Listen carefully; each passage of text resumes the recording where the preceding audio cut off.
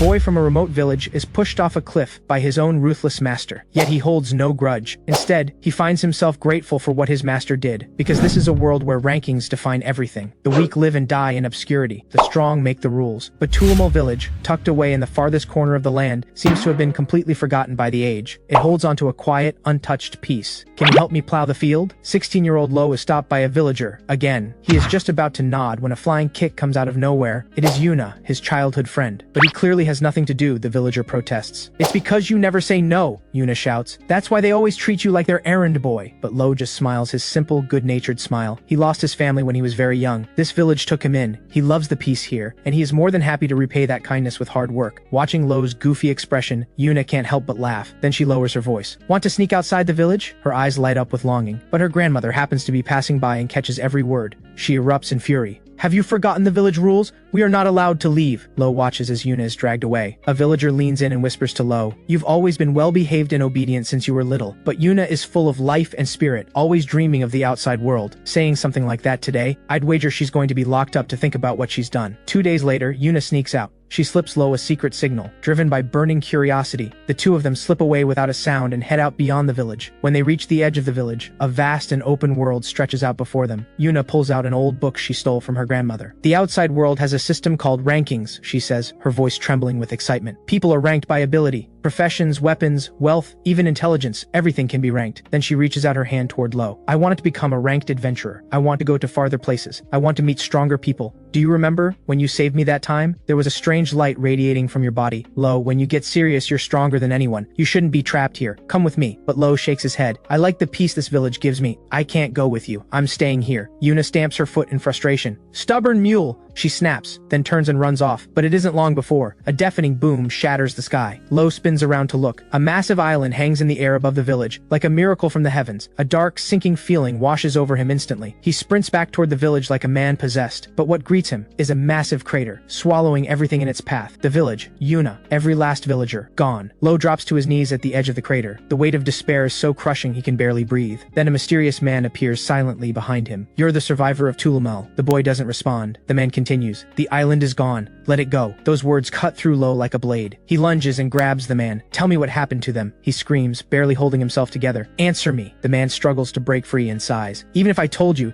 it's beyond anything you can handle. Forget everything that happened here. Take this address. Go there and you'll survive. Lowe grips tighter. Tell me the truth, he roars. This finally snaps the man's patience. Why the village disappeared is none of a child's business. But at that moment, Yuna's voice echoes in his ears. Lowe, when you get serious, you're stronger than anyone. Rage and the will to protect collide and explode inside his chest. A visible orb of energy erupts from his entire body. Its force is so intense the very space around him begins to warp. The man who was about to leave freezes in his tracks. His face fills with shock. Is this Prana? And strong enough to be seen with the naked eye. He never imagined he would find someone with this kind of talent in a place like this. The legends of the Babel survivors flash through his mind. His expression becomes unreadable. The man suddenly throws his sword to Lowe. If you truly want to reach that island, pick up that sword and come at me. Show me your potential and I'll tell you the truth. I'll even train you. The moment Lowe's hand closes around the hilt, the confusion in his eyes vanishes. In its place is absolute focus. In a single flash, he is already in front of the man. Steel rings against steel. The man parries, and his mind reels in disbelief. This boy's Prana signature is extraordinary. He's a born fighter. After several exchanges, the man confirms what he suspected. Lowe's resolve and potential are real. He lowers his sword and finally speaks. That island is the legendary island of the gods. It normally stays hidden and only appears in the rarest of locations, causing all manner of unexplained phenomena. I have been working to prevent these incidents, but this time, I was too late. Anyone caught in that strange light was most likely pulled into the island. Is there a way to get there on purpose? Lowe asks urgently. To reach the island of the gods, the man replies, you must first break into the top 1% of the adventurer rankings. And since it was first observed, that island has sat at the very top of the danger zone rankings. Almost no one who goes in comes back out. Even knowing that, do you still want to go? Lowe's gaze doesn't waver for even a second. I'm going, and I'm bringing everyone back. Good. Starting today, I'll train you for 1 year, but I can only teach you swordsmanship. How far you grow in that time, and whether you earn the right to set foot on that island, that's entirely up to you. My name is Ador. I am the greatest knight among all of humanity. The boy reaches out his hand. I'm Lowe. Ador takes it, his voice grave. Brace yourself. You are the first person I have ever personally taught the sword. If you want to learn more, earn it with your own strength. If you can't do that, Walk away now. And so, a year of pure hell begins. Ador's training is merciless. Every move carries a killing intent. He demonstrates once and never explains twice. Lowe must memorize with his body, understand with his instincts, and adapt with every burst of prana he can muster. He walks the line between life and death, old wounds layering over new ones. The only things keeping him going are his determination to save the villagers and the memory of Yuna's last smile. 1 year later, Lowe's eyes are sharp, his stance is steady, and every trace of boyhood is gone. He stands in silence, but the aura around him is like a drawn blade. Ador walks up behind him and asks calmly, "Are you ready?" Lowe doesn't answer right away. He closes his eyes. Yuna's voice seems to echo in his ears still. "Lowe, let's go on an adventure together." Her dream, her disappearance, the kindness the villagers gave him, all of it becomes the fuel that drives him forward. He slowly opens his eyes, his gaze cutting through the distance. His voice is iron. "I will become the strongest in the adventurer rankings. I will reach the island of the gods, and I will bring everyone home." Lowe finally leaves Tulamal village and arrives in the kingdom of Walt. Meanwhile, across town, inside the Trachista certification branch, a young woman named Luke jolts awake from her sleep. Her daily routine demands reviewing mountains of rankings reports, and today a new batch of adventurers is already waiting for her certification. As the tardy Luke rushes to meet her colleague, the officer greets her with a stern look. "Our positions are different. You cannot assess others' ranks without being in top form yourself. A skilled certification officer must travel across the world. The rankings of top fighters must be updated at any given moment. But this job demands the highest level of professional expertise. You must pass layer upon layer of rigorous evaluation. It is considered one of the most difficult professions in the world. Only a very small number of people are capable of doing it." Despite being a junior certification officer, Luke burns with the desire to be better. Unfortunately, she has yet to come across a fighter who truly impresses her, partly because her standards are sky high, and partly because she feels that top-ranked fighters these days simply lack drive. The rankings competition is nowhere near as fierce as it once was.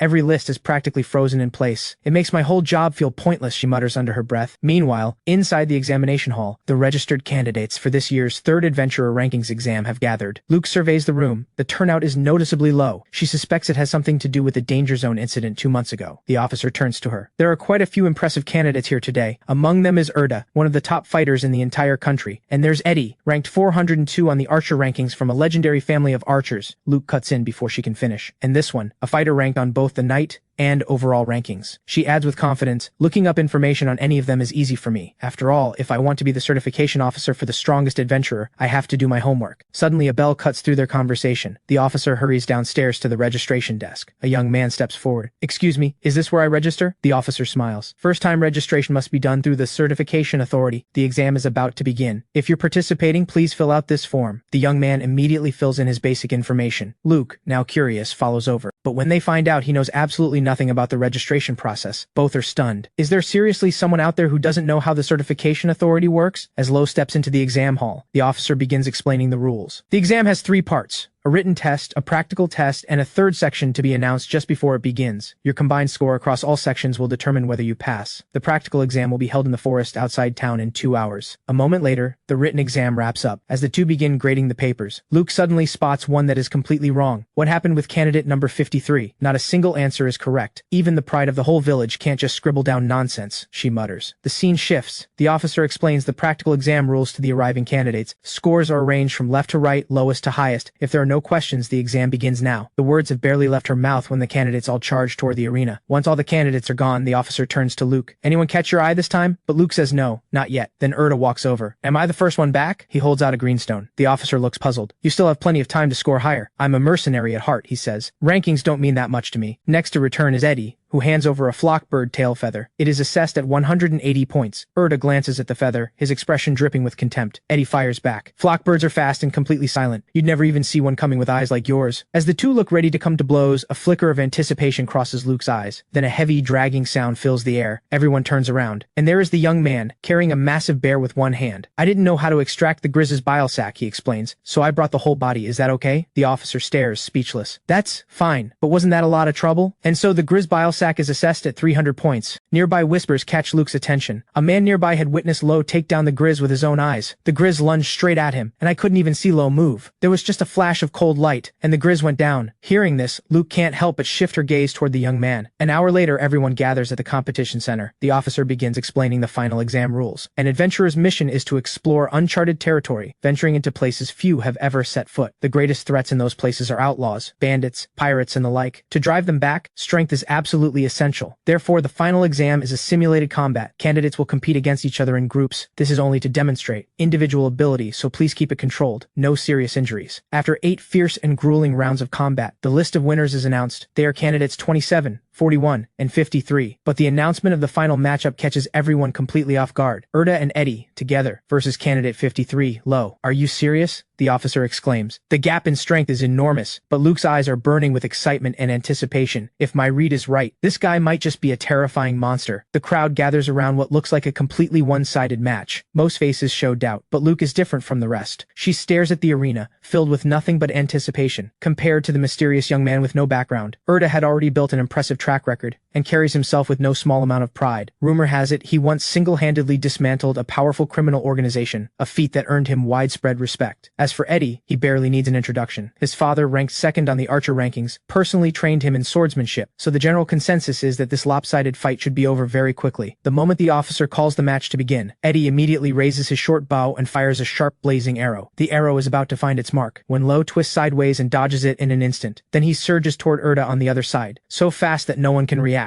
Their blades clash with a sharp, ringing crack. Erda's heart lurches. He never expected Lowe to be this fast. After a few exchanges, Lowe begins to read the rhythm of Erda's attacks. He spots an opening and flicks his sword sharply upward. Erda loses his footing immediately, panic spreading across his face. Lowe moves in to follow up and finish it. When Eddie's arrows come flying in again without warning, 3 arrows close in at once. Lowe doesn't flinch. He cuts down the first. Then with a single backhand sweep, he deflects the other 2. The arrows veer off course and slam deep into the spectator stands behind him. The crowd gasps in unison. After that exchange, both Erda and Eddie see Lowe in a completely different light. Their eyes are wide with shock. Then Lowe casually asks them, "Are you both on the rankings?" His tone is genuinely curious. The 2 blink, then blurt out their ranks, both quietly wondering why he is even asking. "If I beat you," Lowe follows up, "my ranking should go up, right?" As he speaks, Prana begins gathering around his entire body. The force of it leaves everyone around him stunned. Seeing it with her own eyes, Luke's eyes go wide in disbelief. On the other side, Eddie bristles. "My archer ranking is 402. He doesn't get to finish." Lowe's sword strikes him in an instant and he drops unconscious on the spot. Watching his partner go down that fast, Erda's will to fight crumbles, but in the next second, Lowe is already behind him. The blade presses cold against his neck. The color drains from Erda's face. "I surrender!" he cries out, his voice shaking. He can barely keep it steady. Lucky he called it when he did, or he would have ended up like Eddie. He quietly counts his blessings. As Lowe sheathes his sword, Erda steals one last glance at him. This kid, he thinks, is an absolute monster. On the other side, Luke is equally floored by what she just witnessed. She immediately dashes to the records room. She digs through file after file, searching for any information on the young man. Her heart is racing. After piecing together what she can find, she makes up her mind. She wants Lowe, but before she can even catch her breath, the sight in front of her stops her cold. A swarm of certification officers has already surrounded Lowe, every single one of them trying to win him over. Then the young man asks out of nowhere, "What exactly does an exclusive certification officer do?" This is Luke's opening. She shoves her way in and answers first. An exclusive certification officer is someone who serves a specific ranked fighter, and only them. They can update your ranking at any time, anywhere. She watches Lowe's face as she explains. Normally, updating your rank means waiting for the certification authority to send someone out to assess you, but with an exclusive certification officer, it can be done immediately, wherever you are in the world. That's a massive advantage for any adventurer constantly on the move. Afraid he might still not follow, she adds one more thing. You also get a dedicated device, the rankings terminal. Through it, you can access the latest rankings information at any time. Luke is getting more fired up by the second. If you want to climb the rankings efficiently, you really should hire an exclusive certification officer. Lowe listens, then responds. "If you want to be my exclusive certification officer, I have one condition." He looks around at every officer present. "Among all of you, is there anyone here who can get me into the top 1% of the rankings?" Dead silence. Every person in the room is stunned by the demand. Because in an adventurer rankings filled with monsters, relying on sword skills alone, no matter how exceptional, is almost never enough to reach the very top. But then Luke steps forward and goes after him. She has to understand. Why is this young man so absolutely driven? Catching her breath, she demands, "Why do you have to break into the top 10 of the adventurer rankings? That's none of your business." "I have my reasons." "Then I'll make it my business. I'll be your exclusive certification officer, and I'll get you into the top 10. Forget it. I don't want to drag a kid into this." "A kid?" Luke explodes. "I am a certification officer. Honestly, even if you weren't, I wasn't planning on hiring anyone. There's something I have to do, something I'd stake my life on." "Wait, even if you have reasons you can't talk about, I have something I have to see through as well. So let's be partners. Let's each fight for what we need to protect." Moved by the sincerity in her voice, Lowe finally relents. The two quickly come to an agreement. They head to a nearby inn. Luke shows off the room with obvious pride. "Not bad, right? I rented it for a few days. This will be our base for now. Though I didn't expect there to be a trial period." but that's fine. This week I'll show you exactly what I'm capable of, and by the end of it you'll be begging to have me as your exclusive certification officer. She grins, clearly pleased with herself. That would be something, Lowe replies, but talk is cheap. You're so sharp in a fight, how are you such a blockhead the rest of the time? Everyone says that, he replies, completely unbothered. After they settle in and rest, the rankings terminal suddenly chimes. The exam results are in. Lowe Tulamol, Adventurer rankings, ranked 2,728. Congratulations. Breaking into the 2000s right out of the gate is already extraordinary. But Lowe isn't satisfied. He assumed that beating fighters with 2- and 3-digit ranks would land him in the hundreds himself. The Adventurer rankings are in a completely different league, Luke explains. No matter how high you rank elsewhere, there's a ceiling here. For reference, your sword rankings position came in at 58. That's already impressive. The two I fought, do they have rankings across multiple lists too?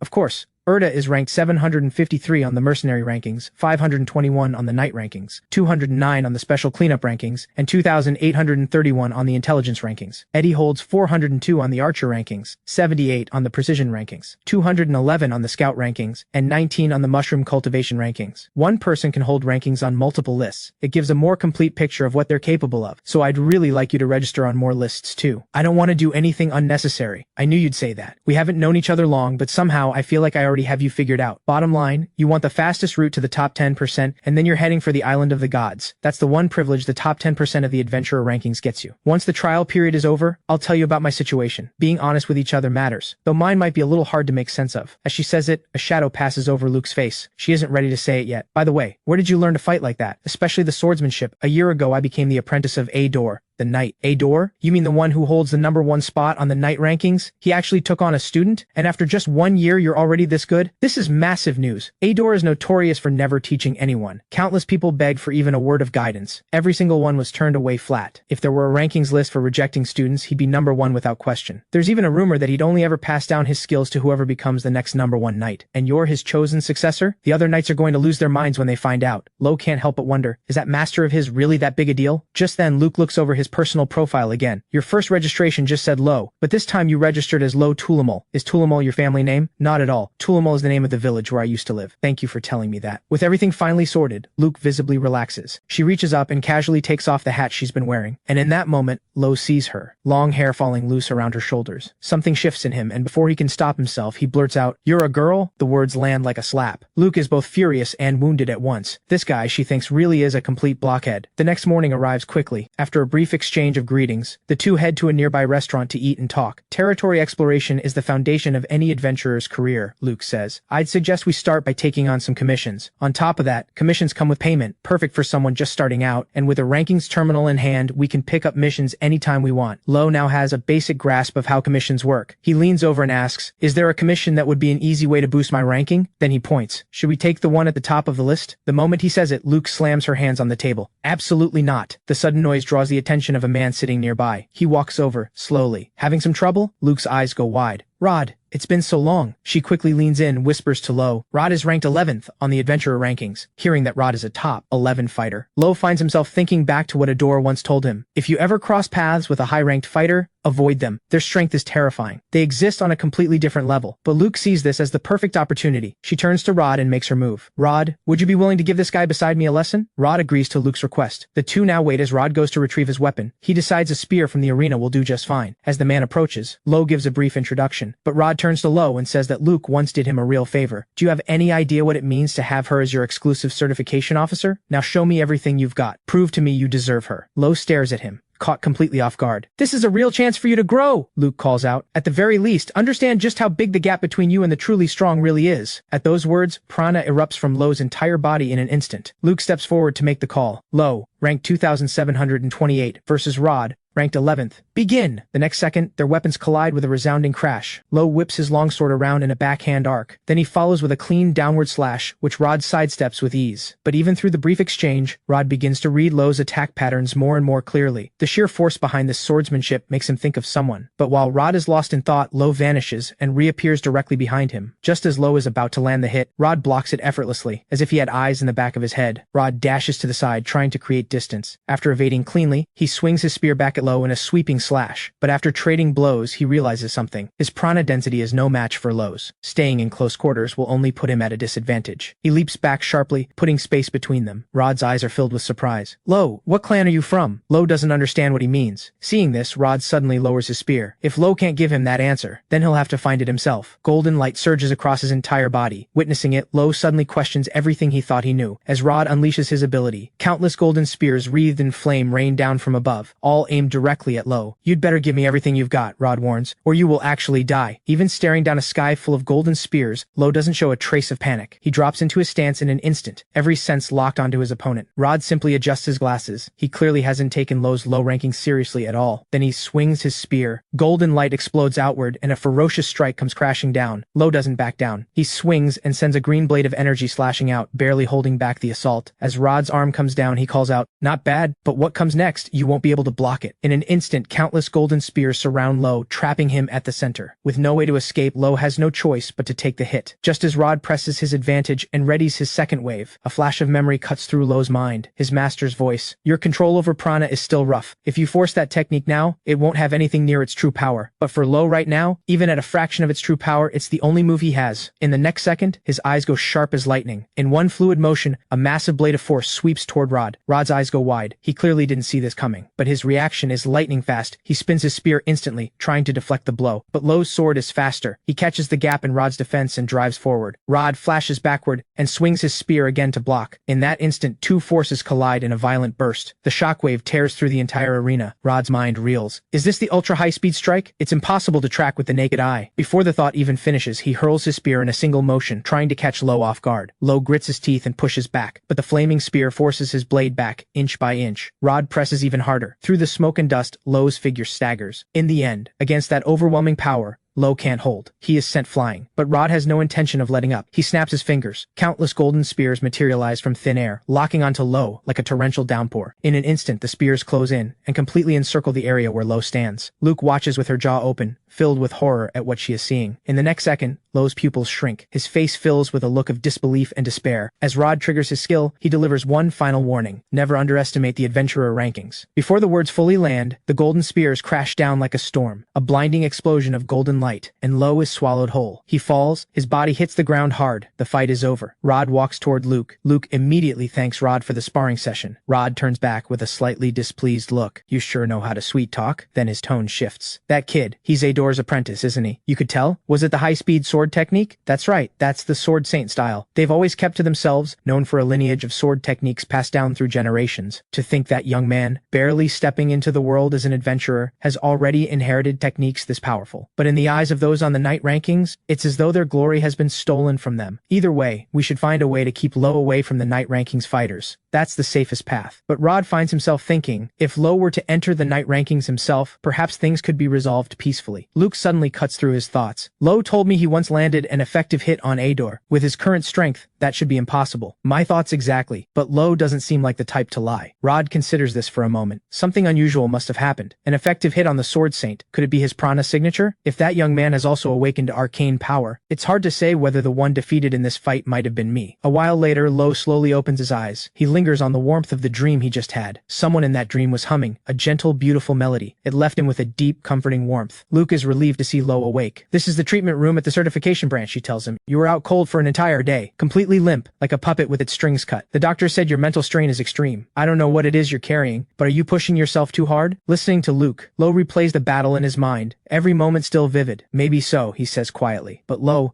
there's something important I need to tell you. Do you know what a arcane power is?" Luke leans forward and begins carefully. "Arcane power is a specialized prana ability that only certain clans can use. Even then, it requires a specific inborn talent to go with it. Many of the top-ranked fighters have mastered arcane powers. Rod is no exception. He is a warrior of the Burrowwood clan. The Burrowwood clan are a people born for battle. They live in the waterland regions of the south. Within their clan, oral poetry is passed down as tradition, and that is the form their arcane power takes. Arcane power isn't only necessarily tied to bloodline either. Acquiring one after birth is extraordinarily rare. That is what makes arcane powers so exceptional. But according to Rod, he sensed the presence of an arcane power in you. Lowe, did you know you had this kind of ability? Hearing this, Lowe thinks back to the dream he just had. I think, maybe, he answers, his expression blank. That answer alone is enough to confirm it for Luke. Our arcane power is an incredibly rare gift. If you keep growing steadily, you will absolutely reach the top. I've also found you a commission with an exceptional payout. It's an ecological survey of Azaban Forest. 2 months ago, this forest was added to the danger zone rankings, at number 48. So it's just surveying the wildlife in the forest? Lowe asks. Not exactly, Luke says. People have been going missing in that forest one after another. Even adventurers who accepted the same commission have vanished without a trace. Not just ordinary adventurers ranked outside the top 1,000. Even fighters ranked within the top 800 haven't made it back. If you can uncover the truth behind the disappearances, I estimate your ranking will jump by at least 200 spots. But the risk is just as enormous. The moment he hears 200 spots, Lowe accepts without a second thought. You recommended this commission to me because you believed I could handle it, right? Obviously. Look who's catching on. Luke smirks. Now I need to take care of all the processing paperwork. By the way, there are protected zones inside Azaban Forest where hunting is strictly prohibited. It might seem minor, but Lowe, you need to be careful. Do not take it lightly. What happens if I break those rules? Lowe asks, puzzled. Luke's tone turns serious. Break them, and your ranking will drop significantly. No matter how powerful you are, you cannot recklessly destroy the ecosystem, and repeated commission failures will send an adventurer standing into free fall. Your ranking is the foundation of your reputation in this field, so do not let your guard down, Lowe. Once Luke finishes handling all the commission paperwork, she turns to Lowe. This commission is our new starting point, and your first real step toward climbing the adventurer rankings. Let's give it everything we've got. Hearing her words, the faintest smile finally breaks through Lowe's usually blank expression. Meanwhile, deep in the forest on the other side of the world, a man casually crushes an adventurer's throat with one hand. You killed another one? A voice calls out. A low-ranked nobody like this? The man replies. They don't even register on the rankings. People who grind away trying to climb the rankings, they're all fools. But if I sell off this creature's horns, I'll jump into the 3 digits instantly. Why wouldn't I? That's right, you can't climb the adventurer rankings on effort alone, and with me around your ranking can rise fast. The speaker is queer, ranked 76 on the smuggler rankings. There's no way I, Darkin, am giving up a hunting ground this good. I'm going from 672 all the way into the top 100.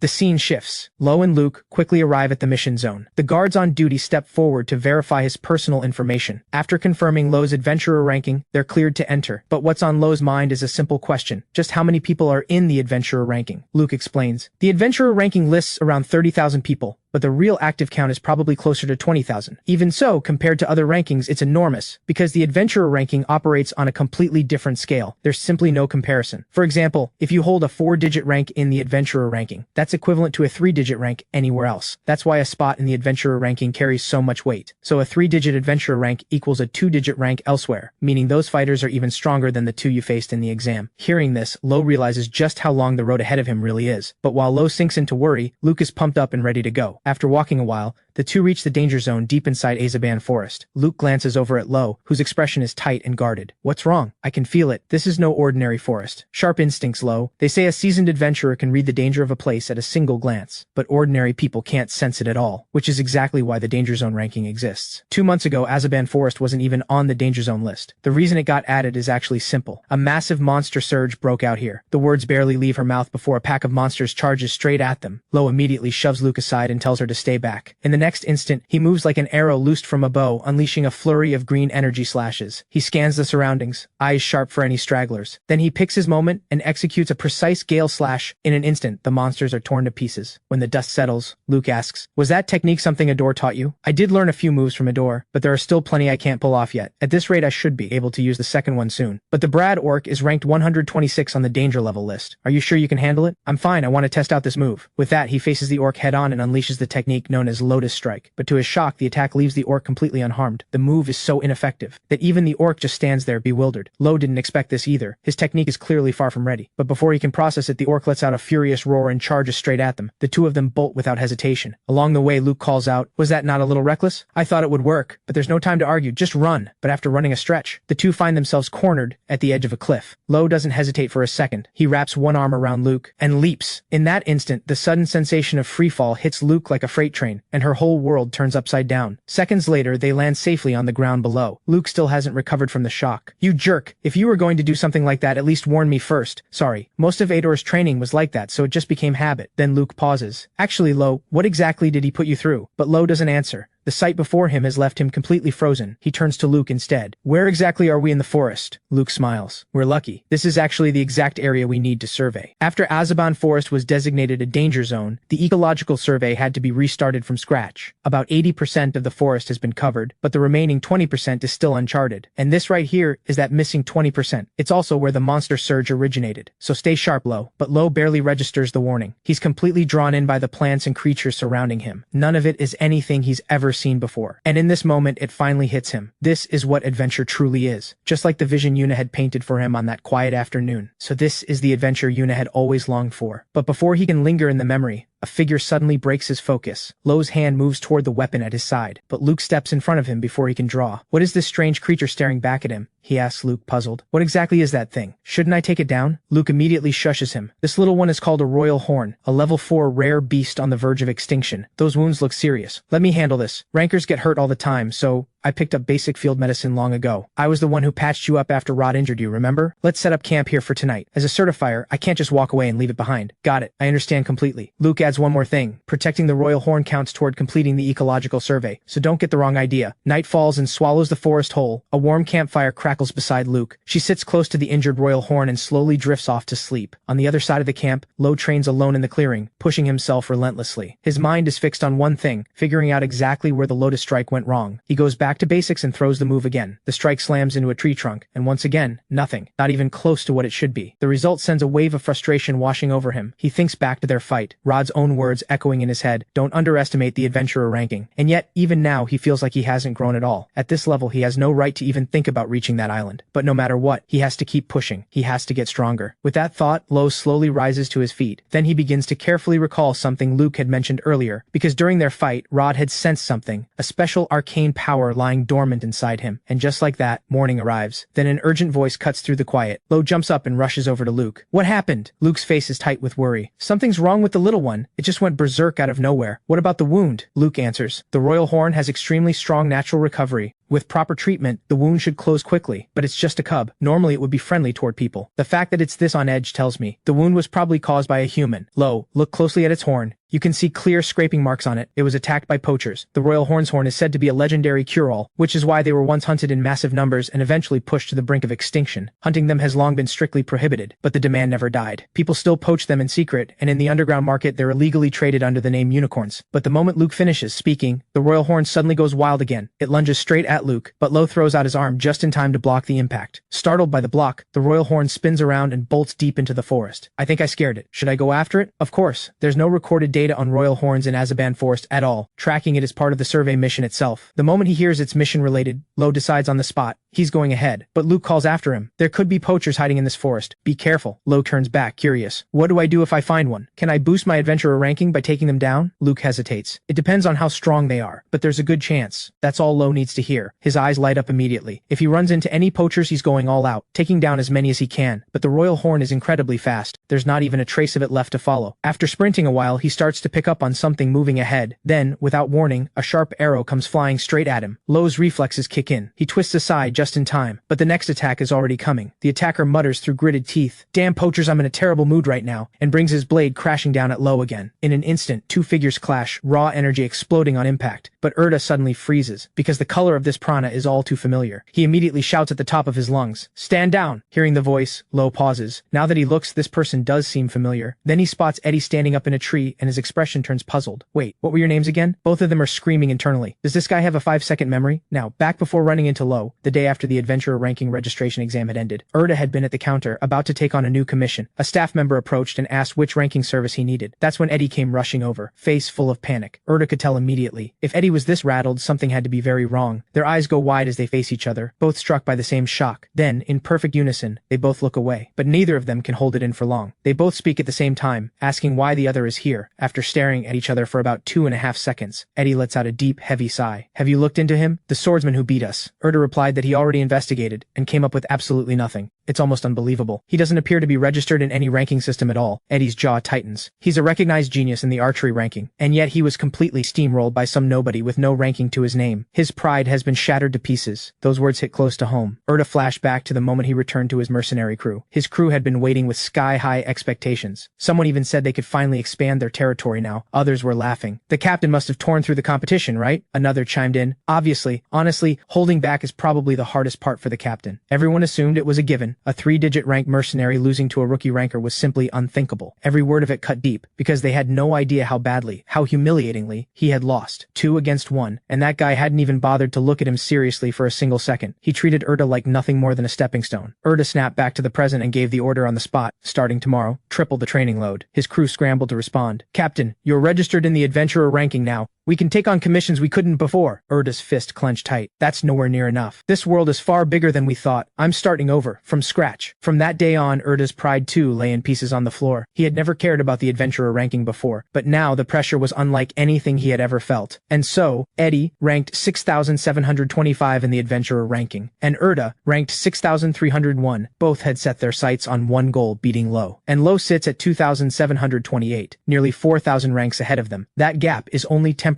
We want the same thing. Why not team up and take a commission together? A forest just got added to the danger zone list, Azaban Forest. The more dangerous the area, the faster the ranking climbs. Who could have predicted they'd run straight into Lowe right here? Their faces instantly betray the awkwardness neither of them can hide. Meanwhile, Lowe's expression is stone cold and unreadable. The three of them stand in a tense standoff until a sudden sound breaks the silence. Lowe lowers his gaze for just a fraction of a second, then makes his call. He grips his sword and launches forward like an arrow off a bowstring. Eddie rushes after him. There's an injured royal horn out there. I'm guessing it's being chased by poachers. You're trying to protect it too, right? Right now it's moving at incredible speed. In a forest, the best way to pick up speed is to use the natural slopes of the terrain. The words are barely out before Eddie surges ahead, leaving Lowe in the dust. But Lowe has no intention of being left behind. He immediately kicks it into high gear. The royal horn is under attack, pinned down by a ferocious, magical beast. The two of them close the distance in no time. If they can't give chase, they'll go straight for a decisive strike. But the royal horn is completely trapped, coiled in the monster's tentacles, unable to move. Seeing this, neither of them dares to act recklessly. Then a voice cuts in from behind, telling them to create an opening. It directs Eddie to aim for the monster's eyes and attack, and Lowe's job is to keep moving fast and draw all of the monster's attention. Then, when the moment is right, strike for the legs. In a flash, Lowe's silhouette blurs, then a razor-sharp slash tears through the air. Erda shouts from the side, "Lowe, grab the royal horn and get out now!" Lowe scoops up the royal horn the moment the words land and darts to the side. In that same instant, Erda puts everything he has into one single strike. A massive tree beside them is sliced clean through. A thunderous crash follows. The falling tree slams the monster into the ground and pins it completely. Erda turns to Eddie with a satisfied look. Tactical command is my specialty. Now you've seen it for yourself. Eddie rolls his eyes. Don't flatter yourself, I'm nobody's subordinate. But watching the two of them approach, something stirs in Lowe's memory. To break into the top 10 of the adventurer ranking, his swordsmanship talent is genuinely exceptional. But swordsmanship alone will never be enough to get him there. His mind is made up. He has to go beyond the sword. On the other side of the forest, Luke pushes through the undergrowth at a frantic pace, gasping for air. She calls out ahead, her face full of apology. "Lowe, I'm sorry I'm late." Then she takes in the scene before her, and can't help but blurt out, "What on earth happened here?" Lowe explains. At first he mistook them for poachers. Fortunately, the misunderstanding was cleared up in time. Luke strokes her chin, thinking, even if it was a misunderstanding, attacking someone without cause isn't something I can just overlook. She turns to Erda and Eddie directly. "I'll be logging what happened today in the ranking records. I'll let it go this time, but if it happens again, I won't be so lenient." Both of them break into a cold sweat and swear it won't happen again. Erda sidles up to Lowe and whispers, "Why do you keep dragging a certifier around everywhere? It makes it easier to climb the ranking." Fair enough, but that means being watched every step of the way. There's no profession more inflexible than a certifier. Just shuttling back and forth between villages and wastelands eats up days at a time. You're nothing but a pawn being used however they see fit. You know why every certifier wants to become exclusive staff? It's the only way to make a name for themselves. They climb by pushing others' ranking numbers higher. Someone like you who can boost rankings with ease is the perfect tool to be exploited. Watch yourself. That woman is just using you as a stepping stone to get ahead. Lowe quietly repeats the words to himself. Get ahead, huh? But he remembers it clearly. The look in Luke's eyes, steady and certain, when she told him she had something she absolutely had to accomplish. He glances over at Luke. Somehow, she doesn't seem like the person they're describing. On the other side, Luke murmurs quietly, "The royal horn is safe now." As if on cue, the royal horn appears behind her and nuzzles against her. "Looks like you two are getting along. It's less about bonding. I think it just decided this is the only safe spot. It's afraid of you two because of how you act. Ungrateful little beast, not cute at all. Lowe, you're so intimidating. Why would it ever warm up to you? Come to think of it, it's been on edge ever since we arrived. It must be because of the monster that appeared in this forest.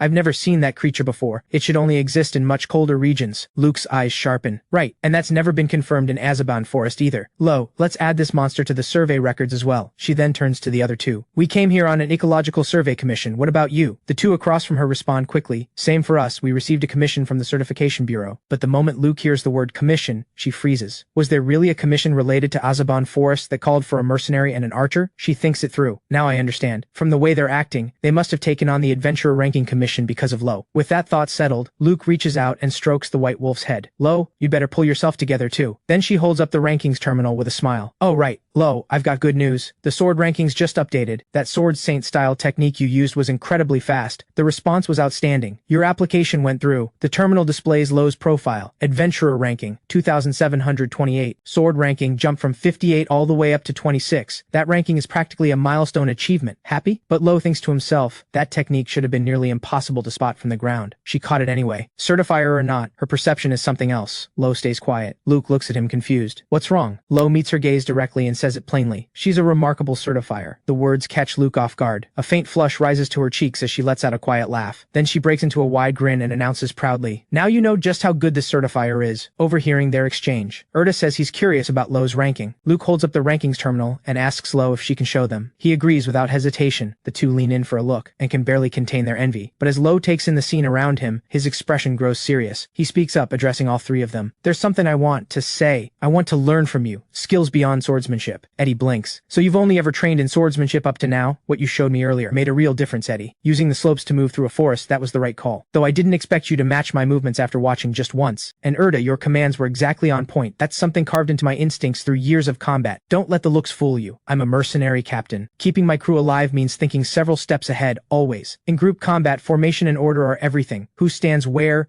who lands the finishing blow, all of it has to be planned in advance. Honestly, are you really interested in this? Your swordsmanship is already at a level where you shouldn't need advice from us. No, I do need it. Please teach me more. At that, Erda and Eddie exchange a glance, both visibly surprised. Then we start with awareness. When moving through a forest, your five senses are everything. We'll teach you how to sync them, front and rear coordination. Nearby, Luke strokes the royal horn, thinking, Lowe is slowly changing. It's a good thing he and Rod had that fight, but in that moment, her pupils contract. Something is wrong. An unknown monster that has no business being in Azabon Forest. What is going on here? There are far too many unknowns right now. This commission might turn out to be far more dangerous than any of them realized. At the same time, a strange ripple disturbs the air around them. Someone hidden in the shadows is watching their every move. To think, I was out here hunting down a runaway unicorn, and I stumble across a bunch of little cubs like you. Queer adjusts his monocle and smiles. Those little creatures are quite valuable, you know. Fresh organs fetch a very high price. The words have barely faded when Darkin shows his teeth in a savage grin. You stepped into a hunter's territory. Don't expect to walk out in one piece. Meanwhile, Eddie is still explaining to Lowe, sharpening all five senses precisely in a forest has never been easy. It goes beyond sight and sound. Using that full awareness in the heat of battle takes serious training. This forest is actually a perfect training ground for that. The air is layered with the complex scents of plants and animals. For mercenaries used to the smell of blood, it's a challenge to filter through. But Eddie can accurately sense how many animals are within several meters. Lowe, try using your prana to support your awareness.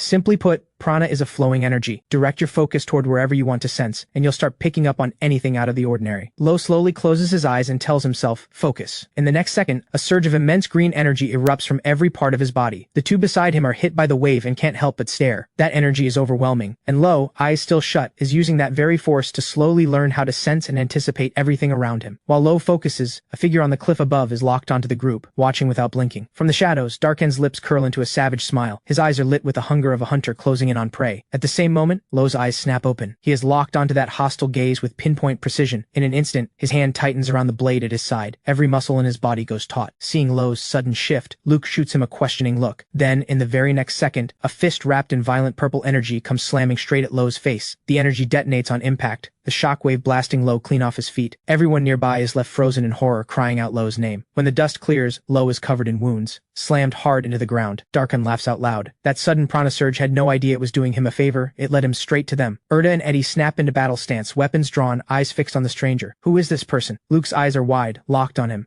Her whole body is gone completely still. Then she rushes forward and shouts at the two, "Don't engage him," because she knows exactly who this is. Darkan, ranked 672 in the adventurer ranking. The moment they hear that rank, the blood drains from their faces. A 3-digit ranker. His power is in a completely different league. Seems you know who I am. Luke answers quickly. His history is well known in the community. He was once a 2-digit ranked fighter. He was stripped down to 3 digits after committing a string of unforgivable crimes. Then footsteps approach, and a cane comes to rest on the ground in front of them. The old man sighs with mild annoyance. "Darkan, you really do walk too fast." He turns his gaze to Luke. "Well now, a certifier, all the way out here." But Luke calls out his name without hesitation. The old man raises an eyebrow, letting out a soft sound of surprise. She states it plainly. He holds rank 76 in the crime ranking. Queer is visibly caught off guard. He didn't expect her to know the crime ranking at all. The crime ranking, also known as the criminal sequence, is a ranking system dedicated to measuring the severity of a criminal's offenses. The most notorious entries include the killer ranking and the theft ranking. The higher the rank, the deeper the crimes, and the more ruthless the methods. The crime ranking is one of many unofficial ranking systems in this world. Even high-caliber ones are occasionally contracted by the Certification Bureau, but those cases are rare. Most are simply not recognized by any official body. Then Darkan's eyes suddenly shift to the royal horn. A flame of pure greed ignites in his gaze. Inside, he's screaming, "I've been looking everywhere." Finally, Luke doesn't hesitate for a second. She dashes forward and throws her arms wide, placing herself between Darkan and the royal horn. She demands to know, why is someone like him working alongside Queer? Darkan just shrugs. "Do you even need to ask? Money, obviously. You're willing to team up with someone like that, just for money? With your power, you could earn it without any of this." But Darkan's expression darkens. He tells her to stay out of it. What he wants was never just money. He lays it out plainly. 2 reasons for the partnership. 1, to sell something to Queer. 2, to buy something from him in return. The words hit Luke like a wall. She goes rigid, cold sweat breaking across her forehead. Then his face twists into something ugly. He snarls back, "Rankings? If you're willing to do whatever it takes, any ranking is within reach. Enough. How dare you mock the meaning of rankings in front of a certifier?" At that moment, Erda tightens his grip on his blade and launches a sudden slash at Darkan's back. Darkan barely even moves. He raises his hand and catches the blade between 2 fingers without effort. On the other side, Eddie draws his bow to full tension. "Our commission is a protection mission in Azaban Forest, and I won't stand by while someone this dangerous is in the area." Darkan's expression shifts to pure irritation. He mutters under his breath, "So noisy." In an instant, purple energy explodes from his entire body. In a heartbeat, Erda's blade is shattered to pieces. Then he spins and brings his fist crashing down toward the top of Erda's skull. Erda's body locks up completely. The only thought left in his mind is, "I'm going to die." But in that razor-thin moment between life and death, a figure comes tearing forward at a speed the eye can barely follow. 2 forces of terrifying power collide with a deafening impact, and that killing blow is stopped dead. Darkan's expression cracks. He can't hide the shock, and Lowe, eyes burning with absolute resolve, looks him dead in the face and says it 1 word at a time. "Now, it's my turn."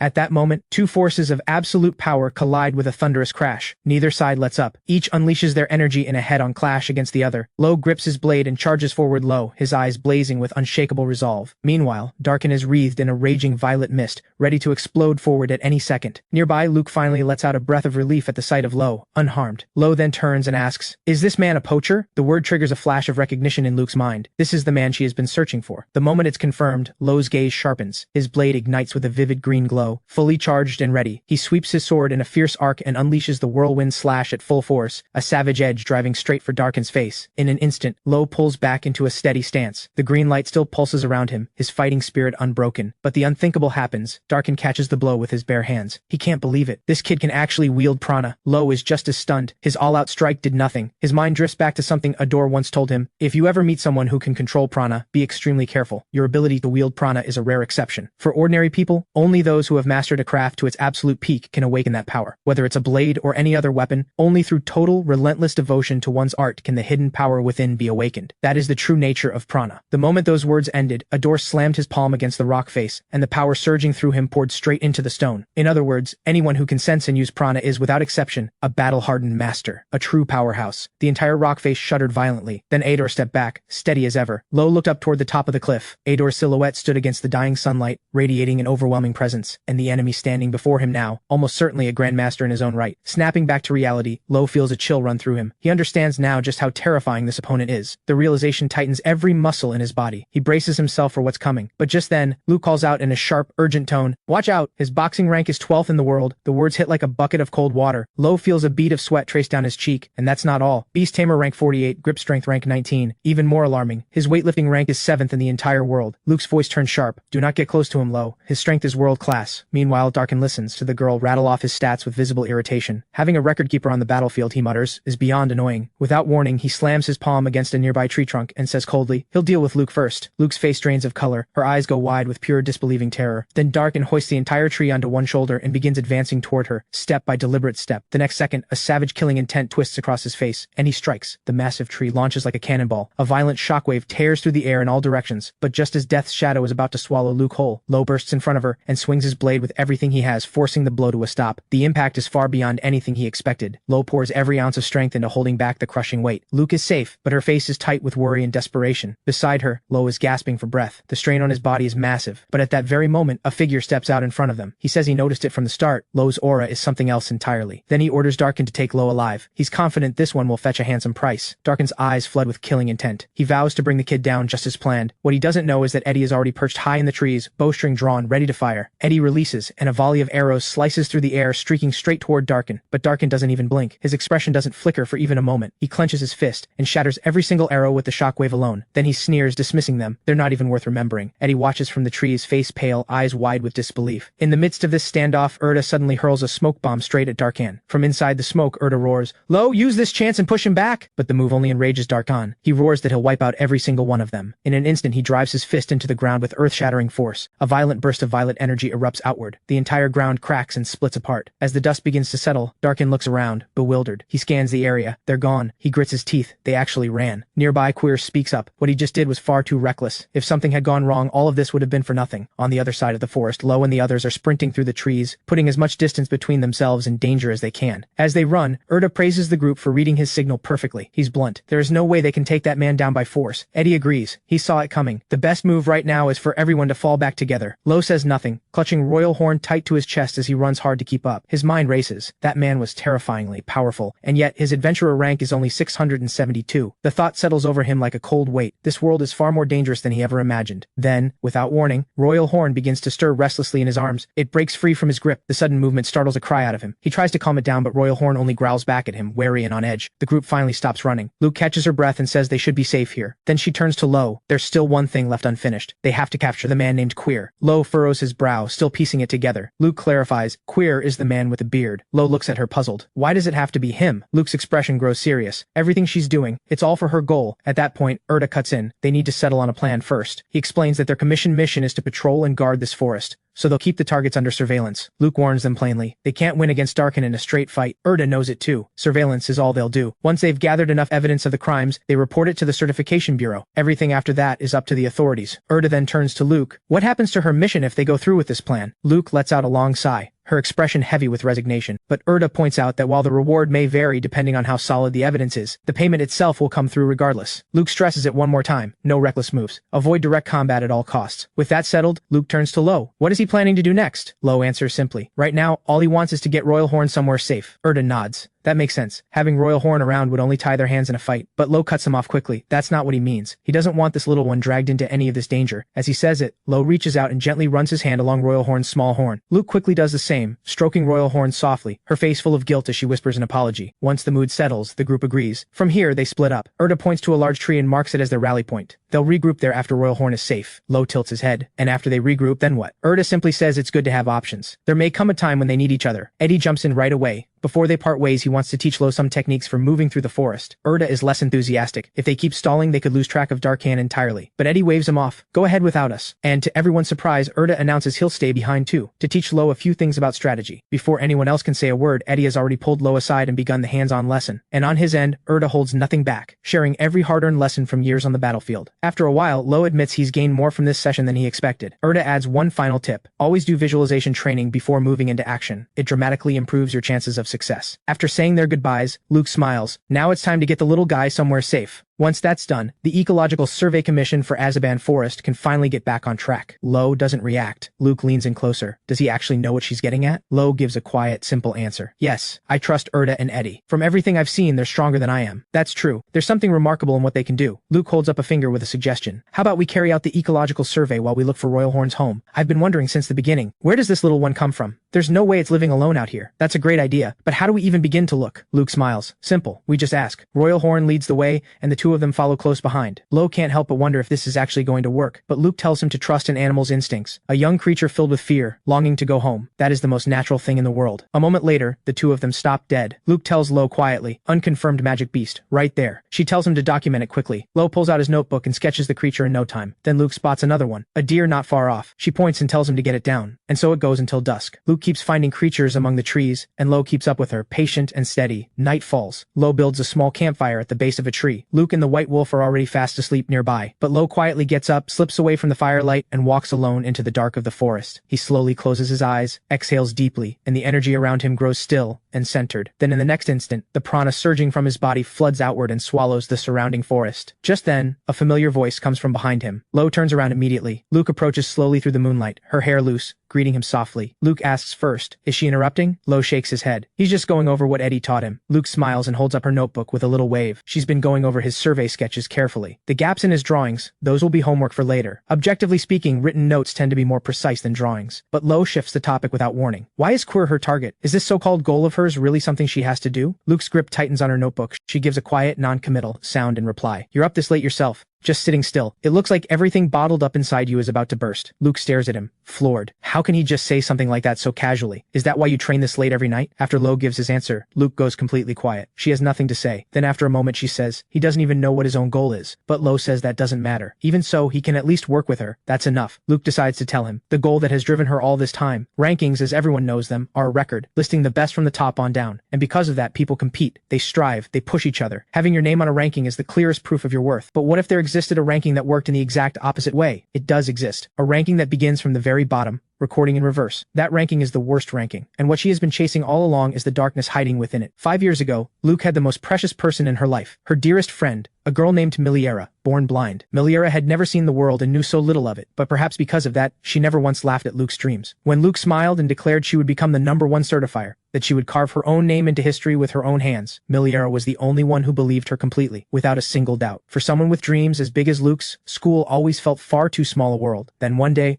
Miliera told her father had mentioned they were invited to board a luxury cruise ship. Luke's eyes went wide. Was it the Bendress? The most luxurious cruise ship ever built. If Luke didn't mind, Miliera wanted to give her own invitation to her. She couldn't see anything anyway. There was no point in her going. The words hit Luke like ice. She froze. Then she shot to her feet and refused, loudly, firmly. She told Miliera they were going together. That was final. Before Miliera could argue, Luke reached out and took her hand. Just like right now, she would hold her hand the whole time. Miliera smiled at that, soft and warm. She said she'd ask her father. Looking at her, Luke broke into the brightest smile she could manage. Soon enough, with help from Miliera's mother, Luke was aboard the Bendress. For Luke, who could never quite fit into the small world of school, Miliera was her one true friend. And that bond had always meant the world to Miliera and her family too. But no one could have foreseen what happened next. In an instant, the ship began to sink. Up in the bridge, a crew member frantically reported the collision with the reef had disabled more than half the lifeboats. The captain's face went grim. He ordered all passengers to the deck immediately. But who would board those lifeboats? That would be his decision alone. And without hesitation, he reached down and pressed a button on the control panel. His hand rested on the passenger manifest. His decision was already made. Soon, every passenger was gathered on deck. In the crowd, Luke held Miliera's hand tight and waited for the first lifeboat roster to be called. She whispered to her, "Don't be scared, I'm right here." But the moment the words left her mouth, the captain called out Luke's name. He continued down the list, name after name. Luke stood there, unable to move. Those are all the passengers for the first lifeboat. But Luke couldn't understand. Why was she the only one from their group on that list? Miliera said nothing. She just lowered her eyes. And then, slowly, she let go of Luke's hand. She called out clearly, "Go, Luke, get on the lifeboat, I'll be fine." Luke tried to argue, but Miliera cut her off. "There's no time to hesitate. If we don't trust each other right now, neither of us makes it. I've always believed you'll become the greatest certifier there is. Now I need you to believe in me too." Luke's eyes filled with tears. She made it to shore, and the moment she did, the lifeboat turned around and headed back for the ship. But when the boat returned, Miliera was not on it. And then the third rescue attempt fell apart entirely. Luke watched as the Bendress was swallowed by fire and disappeared beneath the waves. It was over. She dropped to her knees, repeating the same word over and over. "No, no, no." Nearby, two crew members talked among themselves with satisfied smirks. "Good thing we weren't on board. Staying low and keeping your head down, that's how you survive. People on the worst ranking, they deserve to be left behind." A voice cut them off. "What does the worst ranking mean?" The two men froze. They hadn't realized the kid was listening. "This can't get out, can it?" So she told him quietly but firmly, "Explain it." Or she would say those words out loud right here, in front of everyone. They gave in immediately. They'd tell her the truth, but she could not breathe a word to the captain. The worst ranking is a list.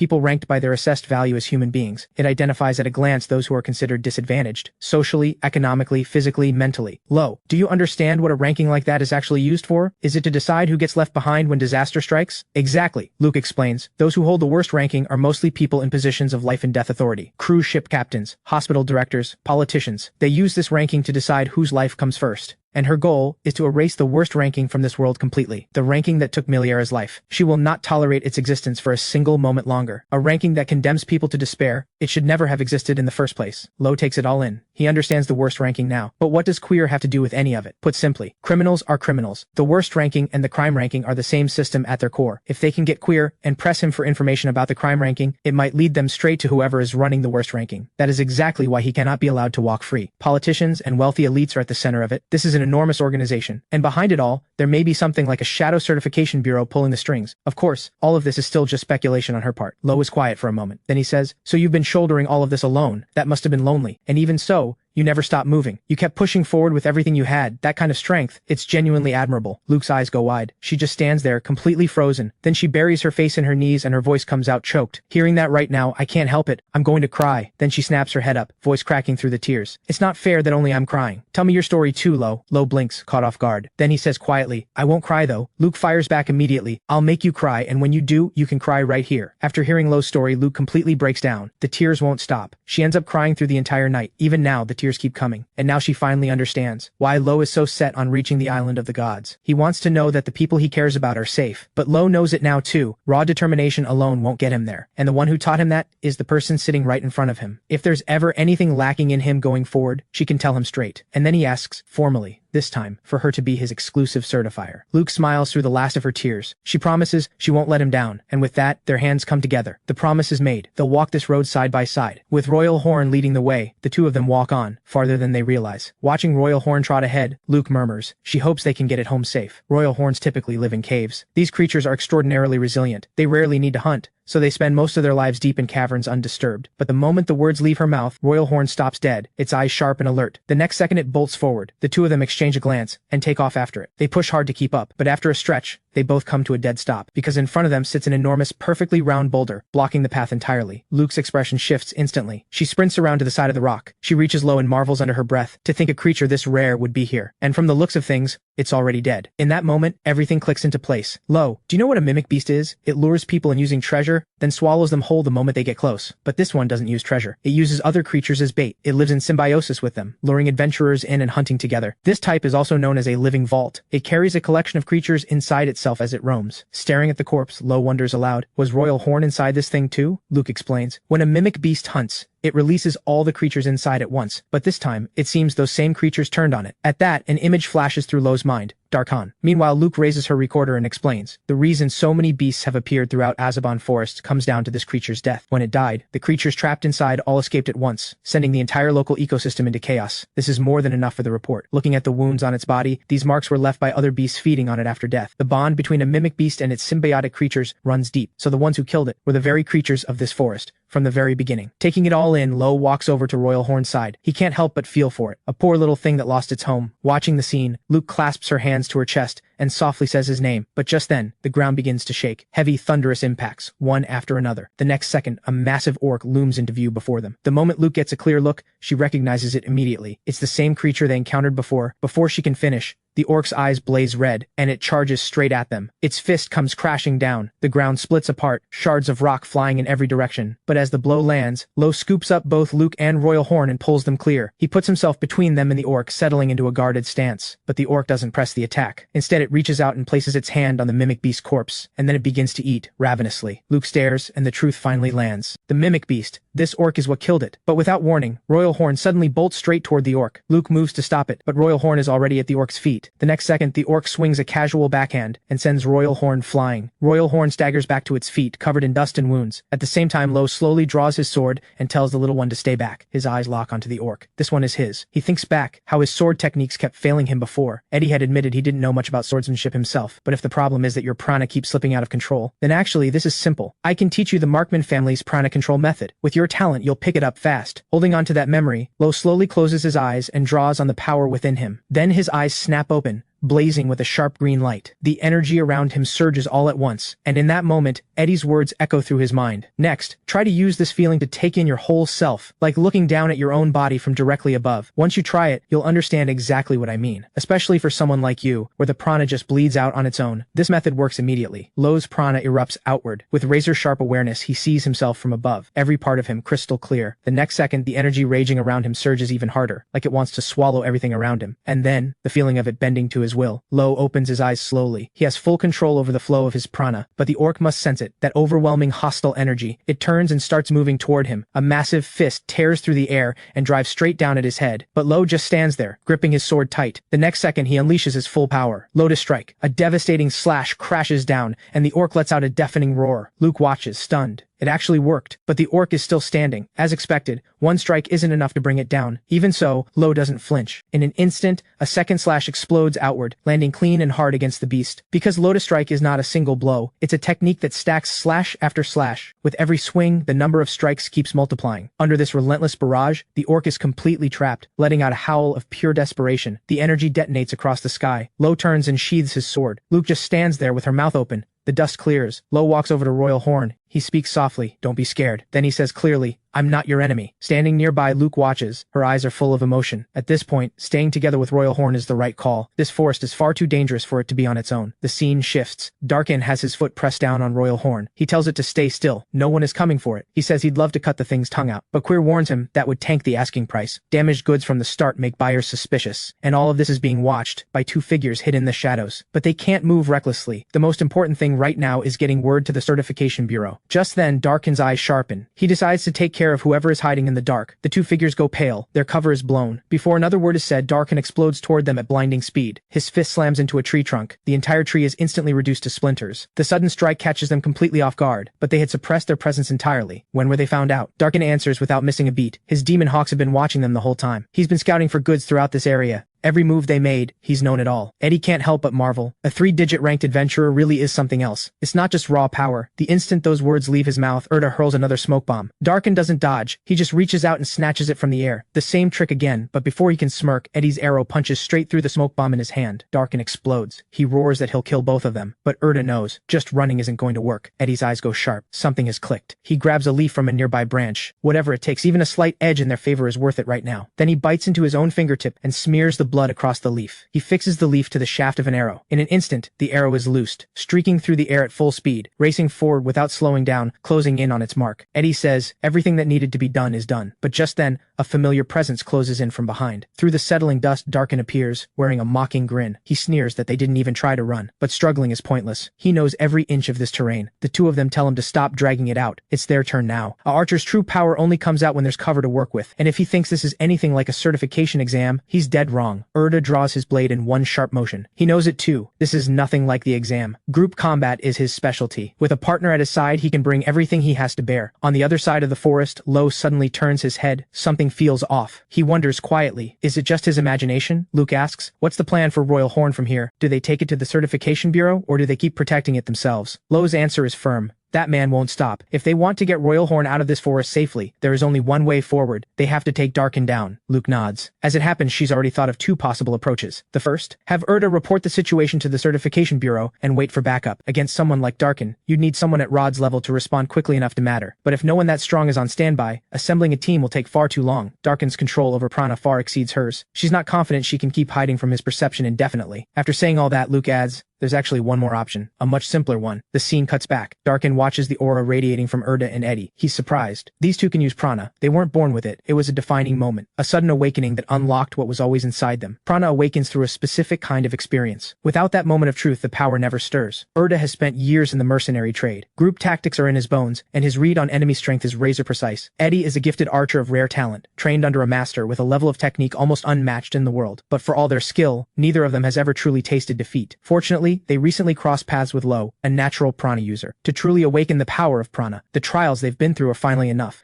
The next second, Erda tightens his grip and charges. Darkin doesn't flinch. He swings a heavy fist straight at him. Erda twists out of the killing blow's path and brings his blade up to deflect. The clash between them is brutal and raw. Erda's face shows pure shock. So this is the power of Prana. Behind them, Eddie draws his bowstring taut. He's always been able to use Prana freely in the forest, but this is the first time he can actually see the flow of someone else's aura so clearly. Right now, I can shoot with perfect precision. He activates precision shot, locking onto Darkin's shoulder. Go straight to hell. But the moment the arrow closes in on Darkin, his Prana blasts it away. At the same time, one of Erda's smoke bombs comes sailing in. It detonates in a thick cloud of smoke, swallowing Darkin whole. But the moment he steps out, Eddie's arrow catches him in the midsection. Darkin looks up. Eddie is perched high in the branches above, bow drawn, eyes locked on him, not wavering for even a moment. Wherever he moves, Eddie's aim follows. Then Eddie shifts to another branch. Every time the archer's position becomes clear, the mercenary closes in without stopping. Their coordination is sharper than ever. Even Darkin's feints are anticipated. Even when he briefly breaks through, he can't escape the precision of Erda's blocks, and he still can't find an opening. Just as Erda moves in for close range, Darkin speaks. You two have plenty of dirty tricks, I'll give you that, but against you, I haven't even begun to try. All the cleverness in the world means nothing. In front of real power, the gap cannot be closed. Erda bites down hard and shouts back, "Enough of that arrogance!" Eddie seizes the moment and lets another arrow fly, but against Erda's swing, to him it's painfully slow. Because this man holds the 48th spot on the world speed ranking. The next second, Erda's expression shifts from defiance to shock. Darkin squeezes, barely, and Erda's blade shatters completely. Then he kicks him, and Erda goes flying. In that instant, pain tears through every part of his body. Eddie sees it from the tree, and the color drains from his face. Before he can react, Darkin knocks him clean out of the tree. On the ground, Erda calls out to Eddie, barely a whisper. Darkin looks down at them, voice dripping with contempt. Your senses are sharp, I'll admit that, but all those little tricks, completely useless. He raises his fist toward Erda, but at that very moment, a blade wrapped in brilliant green light tears through the air at blinding speed. It strikes Darkin's arm, and he looks up, confused. Eddie, thanks for the sword. That strike is what got me here in time. You again. This is the last simple option Luke told me about, and that option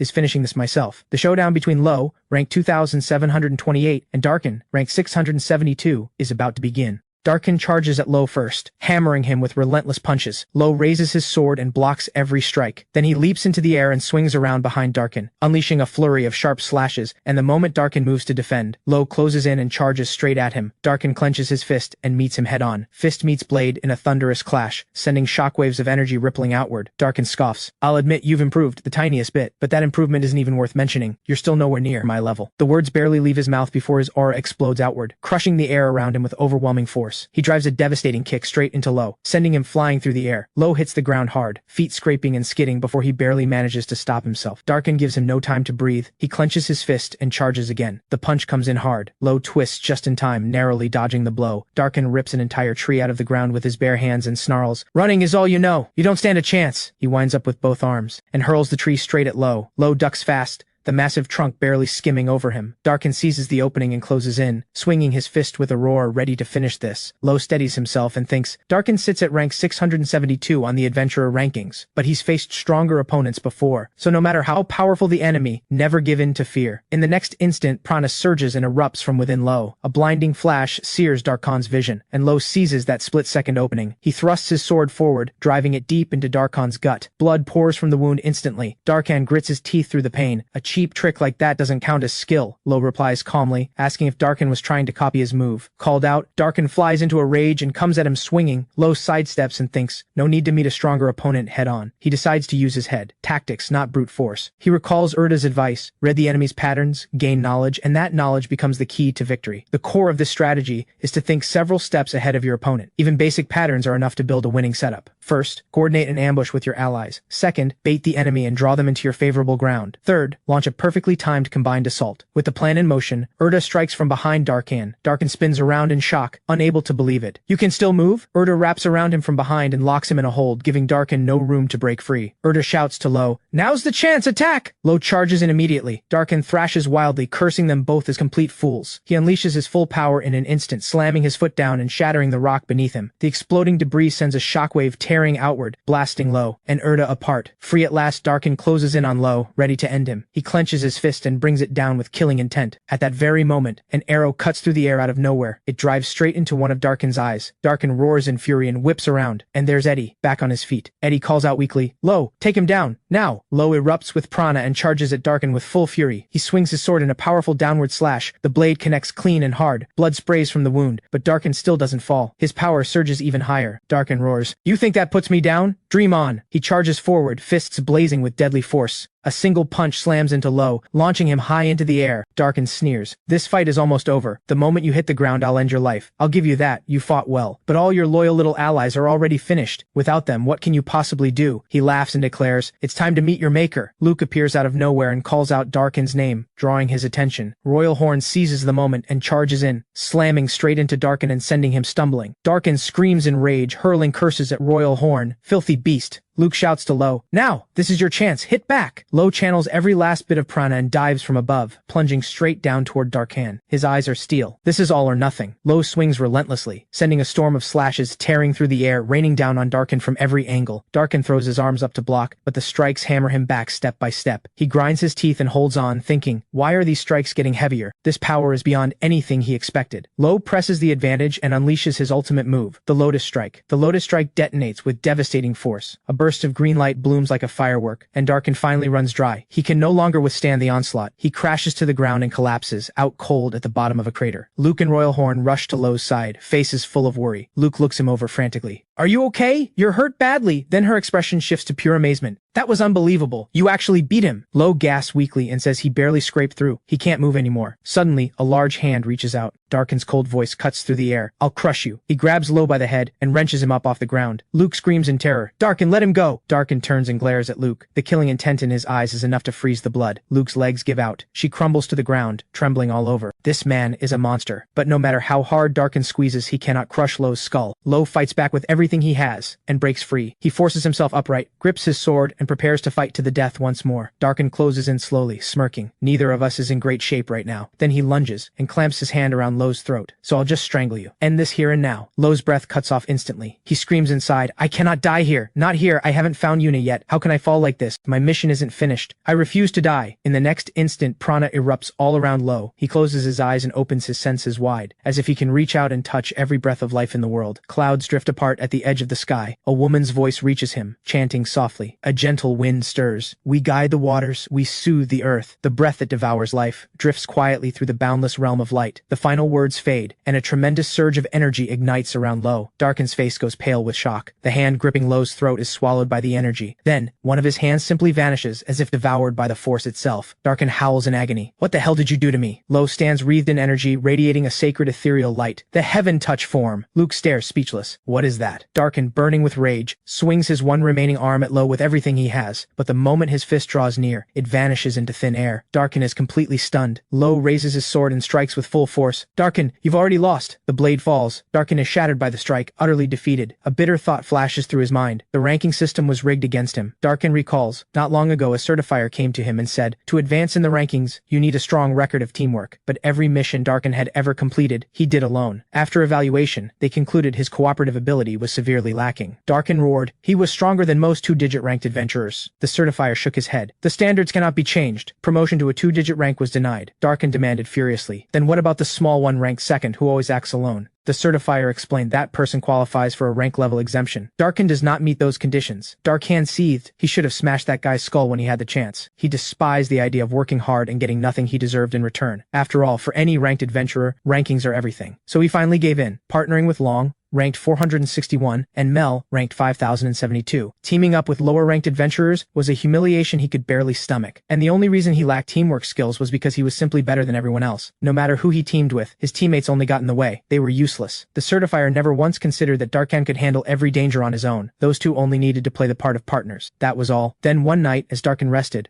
a thought nagged at him. The beasts weren't hard to kill, but something always felt off. Then he noticed it. Long and Mel had slipped away from camp. Something about their movements was deeply suspicious. He followed them, and found them hiding in the shadows, gloating over a collection of rare materials. Long laughed. Another big payday. Long bragged that all they had to do was follow the beast's trail, and the rare materials were practically handed to them. The brute handled all the heavy lifting, and they used him for every bit of it. Mel whispered nervously, asking whether Darkin might have noticed what they were doing. Long sneered. All he cares about is his ranking. Just use him, don't worry about it. Darkin stepped out immediately, fury pouring off him. You disgusting scum! You dare scheme behind my back? He gave them a choice, hand over the materials or die. Without warning, Long wheeled around and punched Mel in the face, then cried out in fake shock. Oh no, Mel's bleeding! Long turned and pointed at Darkin. How dare you attack your own teammate? No wonder you can't rank up. You have no idea how to work with others. Long declared with a smirk that he would report this to the Bureau and see who they'd believe. Then Long played the generous one. Apologize, and they'd act like none of this happened. Darkin's mind churned. Was he really supposed to bow to these clowns? Submit to this scum just to rank up? His eyes went went cold. No, he would never surrender. The next second he killed them both. He felt no remorse for what he did. But the Bureau had uncovered every detail of his crimes. Killing another ranked adventurer was a serious offense. Only his past record spared him from prison. His ranking was stripped, and he was suspended for 3 years, barred from all ranking activities. Time passed. The day his 3-year ban expired, an opportunity came knocking. A man with a sinister look sought him out. The man made an offer, asking if Darkin wanted to buy a ranking through special channels. Darkin reflects, all he wanted back then was total revenge, to tear the entire ranking system apart, and make the certifier who looked down on him live to regret it. Now barely conscious, he looks at Lowe. Foolish boy. Someday you'll understand this feeling, the agony of having nowhere left to climb. That despair is something every ranked adventurer must face, and the victor of this battle is Lowe, ranked 2725. Lowe turns and walks away. Luke calls after him urgently. Lowe, where are you going? Lowe says firmly, it's not over, I have to find Queer. He remembers what Luke said. Capture Queer and interrogate him, and they'll get closer to whoever is pulling the strings. Luke rushes to catch up and wraps her arms around him, speaking softly. It's okay, don't push yourself right now, stop and rest. In the state you're in, even I could beat you. There'll be another chance. The words barely land before Lowe's body gives out entirely. He collapses to the ground, while he lies unconscious. Eddie woke up first and went straight to the Bureau to report everything. Erda came to next and used her abilities to treat Lowe's wounds, and Lowe drifted deep into a dream, a very long dream. In the dream, a green-haired woman speaks softly, only for him to hear. Is this really enough? A green-haired man nods. Even if his mind doesn't understand, the power will take root within his prana. That is how our lineage has always passed things down. When Lowe awakens his prana, he will slowly remember this conversation. The green-haired man looks at a young Lowe and calls his name gently. Our ancestors carried a special power and were cast out and despised for it. After their defeat, they scattered across the world. One branch settled and became Tulumal village. We have had to hide ourselves from the world, afraid to show our power. But to me, that was never a bad thing. Because of it, we stayed far from war and lived in quiet peace. Lowe watches the dream and whispers, Father, I understand how you felt. But if that's truly what you believed, then why did you teach me those ancient verses? Perhaps you always knew that we would have to fight again. The vision fades. Lowe finally opens his eyes, pulling free from the long darkness. Luke's eyes fill with tears of relief. I'm so glad. You're finally awake. You were out for more than a day, she says softly. I was so worried. Lowe looks at her and thanks her quietly. You healed me. Thank you. Truly. He glances to the side, surprised. I didn't expect to see you here, Rod. Rod extends his hand. I came as soon as I could. I'm here to take you back to Trekista. I heard what happened. Quite the trouble for your first mission. How's your body holding up? Lowe sits up and looks back to see Eddie and Erda talking casually together. He lets out a breath of relief. Everyone made it through. Rod walks over to Darkin. You should be able to move by now. I'm going to remove your restraints. Don't resist. It would only be a waste of your time. Once it's done, the Bureau's enforcement officers take Darkin away. Rod stares at Darkin's missing hands, puzzled. What on earth happened here? His hands weren't cut off. They simply vanished. I've never seen anything like it. Rod says in amazement. Perhaps Lowe truly has what it takes to reach the rank of a top knight. With lighter hearts, Lowe and the group set off together on the road back. Along the way, Luke nudges Lowe. Hey, once you've recovered, you should register for more ranking categories. It's the best way to understand your own strengths. See clearly what you're good at and where you fall short. Take Darkin. He specialized in close combat because he believed no one could match him at it. Lowe asks, do you really have to compete across so many categories just to figure out what you're good at? Luke nods seriously. Knowing your strengths matters. The Bureau has facilities that can measure all kinds of abilities. She grins with excitement. When we get back to the capital, I'll take you there myself. I promise it'll blow your mind. Meanwhile, deep in the forest, Queer stands alone in thought. That prana wave he felt at the end of the battle, his instinct was right. So the boy has finally shown himself. Could he be drawing attention on purpose? To find a path to the island of the gods? Queer steps up to a hidden door and pushes it open. Figures in black robes step forward to greet him. We have been waiting for you, sir. Queer surveys the room. My dear brothers, I have finally found the child of Babel. He takes his seat and declares, at last we can set the grand plan in motion and free this world from the foolishness of rankings. My brothers and sisters, go forth and unleash the power that sleeps within you. The robed figures respond as one. In the name of Ouroboros, we swear to see this mission through. Then Queer, rank 76, removes a mask made of human skin and reveals his true identity. Adam, smuggler ranking first, killer ranking second, prana scholar ranking first, drug manufacturer ranking first, and the leader of Ouroboros, the most dangerous criminal organization in existence. Elsewhere, Luke leads the group safely to the capital. Luke assigns tasks. Erda and Eddie, medical room. I'll handle the report. Rod, please transfer Darkin to the authorities. Lowe is surprised. You give orders so naturally. Luke responds evenly. Managing ranked adventurers is my job. I've been doing it for a long time. Oh, and one more thing. Keep your schedules clear for the next 10 days. I'll be updating your rankings. At the mention of ranking updates, Erda and Eddie light up instantly, eyes full of anticipation. Luke turns to Lowe. I need to talk to you about taking guardianship of Royal Horn. The Bureau protects magical creatures by assigning them a guardian. I'd like that to be you. Lowe agrees without hesitation, then asks, sure, but why can't you take the role yourself? Luke explains explains honestly. It's complicated for a certifier. As Royal Horn grows, the shelter won't be large enough. And for personal reasons, I can't easily take him out with me. You're an adventurer. That makes you a much better fit. Lowe nods. Alright then, I'll take it on. Luke smiles. Then would you like to give him a name? The answer comes to Lowe without a second thought. Ralph. That name feels right for him. Luke's face lights up. Ralph. That's a wonderful name. Is it named after something? Lowe thinks back. When I was young, there was a warrior named Ralph who protected our village from a red bear. Ralph never feared anything. I think that name suits this one perfectly. Lowe speaks softly to the creature. Thank you for fighting alongside me against Darkin. Ralph, I hope we can be good friends. Ralph is taken in and protected by the Bureau. Whenever Lowe submits a request, he can visit anytime. Lowe finds Erda and Eddie in the medical room. He can't help feeling excited about the new rankings. Probably how every ranked adventurer feels. Just then, Dr. Clara, ranked 14, speaks up sharply. Boys, keep it down. I can heal any injury within 10 days, but only if all of you do exactly what I say. Clara points at Lowe and snaps. You too, lie down. Your internal injuries are not something to take lightly. Lowe doesn't dare argue and gets back into bed, but Erda and Eddie keep chattering away without stop. Clara shouts furiously, I said quiet, and starts hurling bandages at them. The bandages wrap around them layer after layer until all three are bundled up tight. All three end up looking like mummies. But Clara's skills are extraordinary. Before long, every one of their injuries is fully healed. Luke visits several times. It's clear she's been working herself to the bone. Lowe notices the dark circles under her eyes and figures she must be buried in work. A certifier's duties demand iron discipline and absolute fairness. It's an exhausting job. 10 days pass in a flash. Everyone gathers, waiting for the ranking update. Luke explains, updating adventurer rankings means cross-referencing a massive amount of documents and data, so I'll be using this room to sort through everything. Erda asks curiously, are you sure you brought all that? How many people are helping you? Luke smiles. I asked a friend to help. Doing it alone is accurate, but it takes forever. Erda can't hide her amazement. I heard this normally takes a team of 3, and she does it alone? This certifier is on a completely different level. Lowe quickly apologizes. Sorry, we shouldn't have said that so bluntly. Luke waves it off. Some certifiers can get through this much in half a day. This is just what I do. Then Luke looks at the three of them. Alright, everything is ready. Let's begin the ranking update. She begins. Erda, current adventurer rank, 6,301.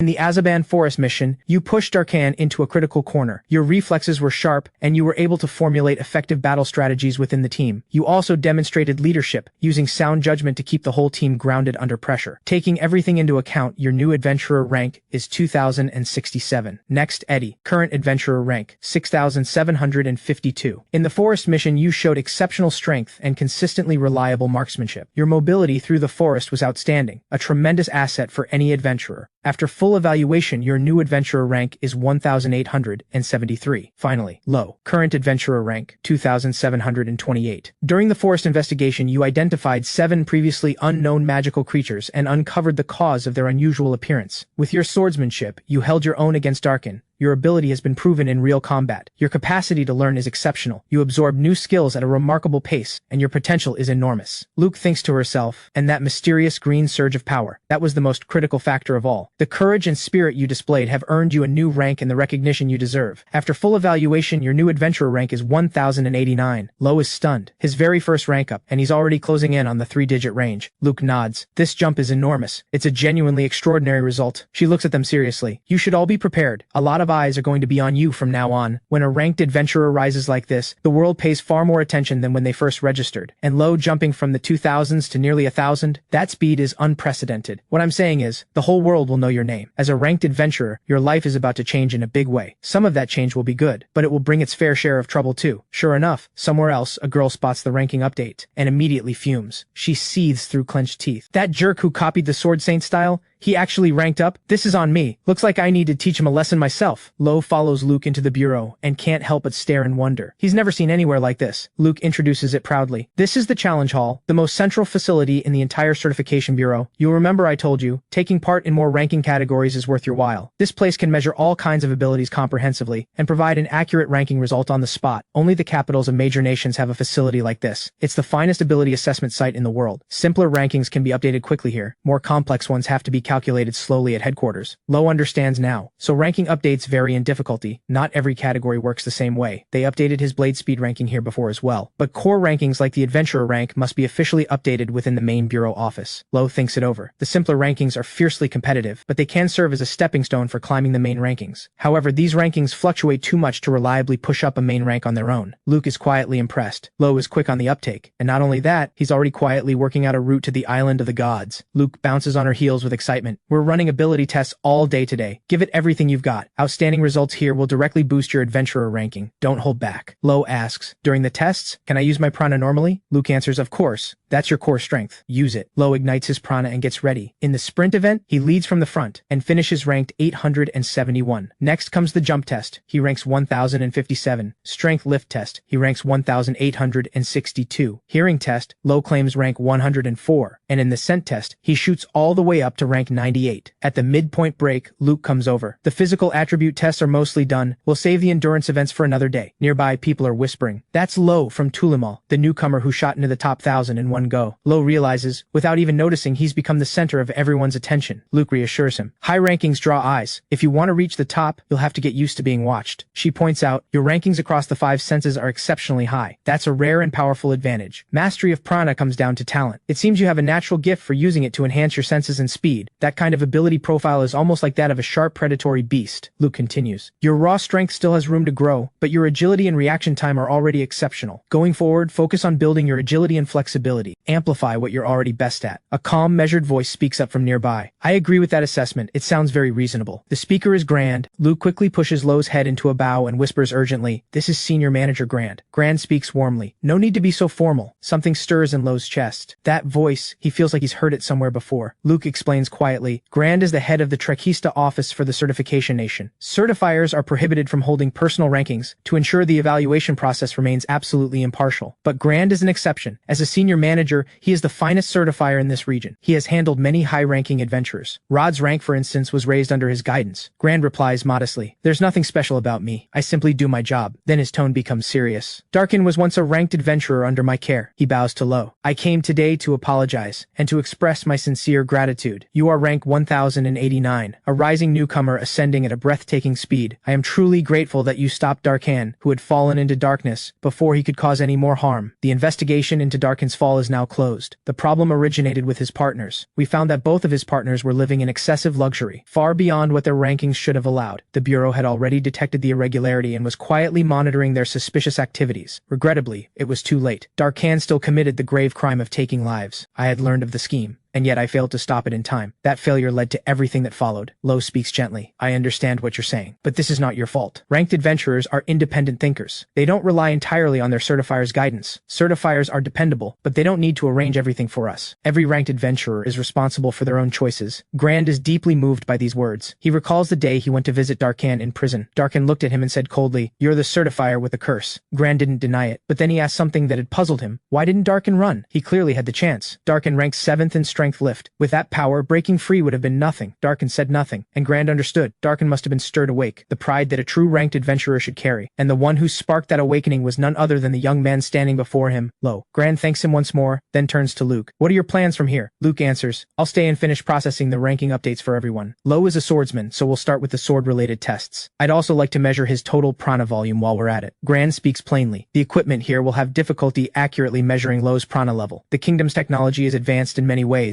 but when it comes to prana, it falls far behind. Before leaving, Grand says to Luke, as his personal advisor, make sure you look after him well. After Grand leaves, Luke suggests, let's start with the sword-related ranking tests. She adds, there are a lot of sword users out there, so there are quite a few ranking categories to cover. But there's something very important I need to ask of you. Under no circumstances are you to use the Sword Saint style during these tests. She explains, the Sword Saint style is passed down in a single lineage and belongs, for the most part, to top-ranking knights. For a knight-class swordsman, inheriting that style is the highest achievement of their life. Without exaggeration, countless knights spend their entire lives chasing it. Lowe is stunned. He never imagined Ador's swordsmanship carried such prestige. Luke points out, the wind slash you threw out so casually is actually a high-tier technique, one that only the top 800 ranked swordsmen could even attempt. Lowe nods. Understood. Luke continues, the Sword Saint style was created by Lawrence, a top-ranking knight. He was not only a supreme swordsman, but also a scholar who developed multiple sword styles. He was known as the Master of Strikes, and his greatest achievement was the Sword Saint style itself. If you can fully master the strikes, the value is beyond measure. But if a high-ranking knight finds out, you will be in serious trouble. Lowe answers with full sincerity. I'll be careful. Luke waves him over. Let's get started on the ranking tests. I'm confident you can score well, even holding back. Lowe frowns. Would it be safer to skip registration if the ranks aren't that high? Luke shakes her head. Without registered rankings, it's hard for anyone to trust you. And with your ability, there's nothing to worry about. The first test is combo strike kill. The rules are simple. Slash as many cut-resistant stone blocks as possible within the time limit. Sensors automatically count every successful strike. Standing before the sensor, Lowe thinks, just Prana alone should be enough to hit a solid rank. He channels his Prana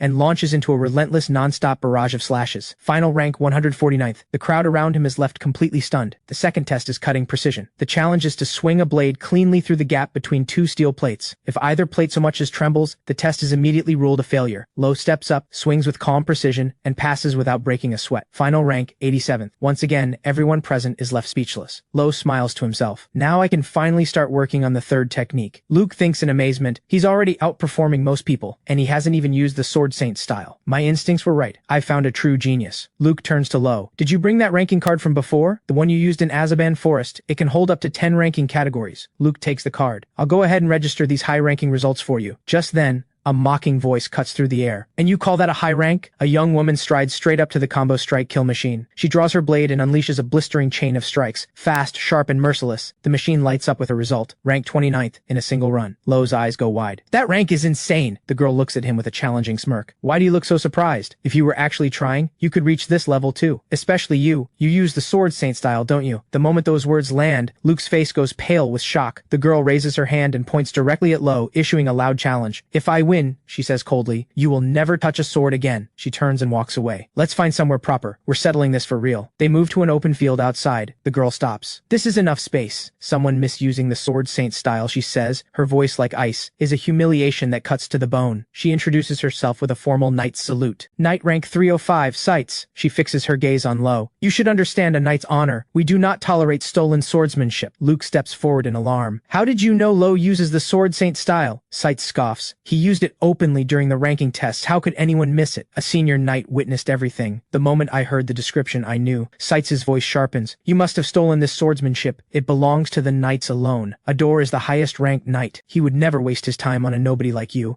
You must have copied it from old records and cobbled together a fake Sword Saint style. Using a counterfeit technique to gain fame is an insult to every knight who ever lived. Apologize now and swear to never use it again, and I will forgive you. Lowe answers calmly. This is the swordsmanship Lord Ador taught me himself. Sights explodes.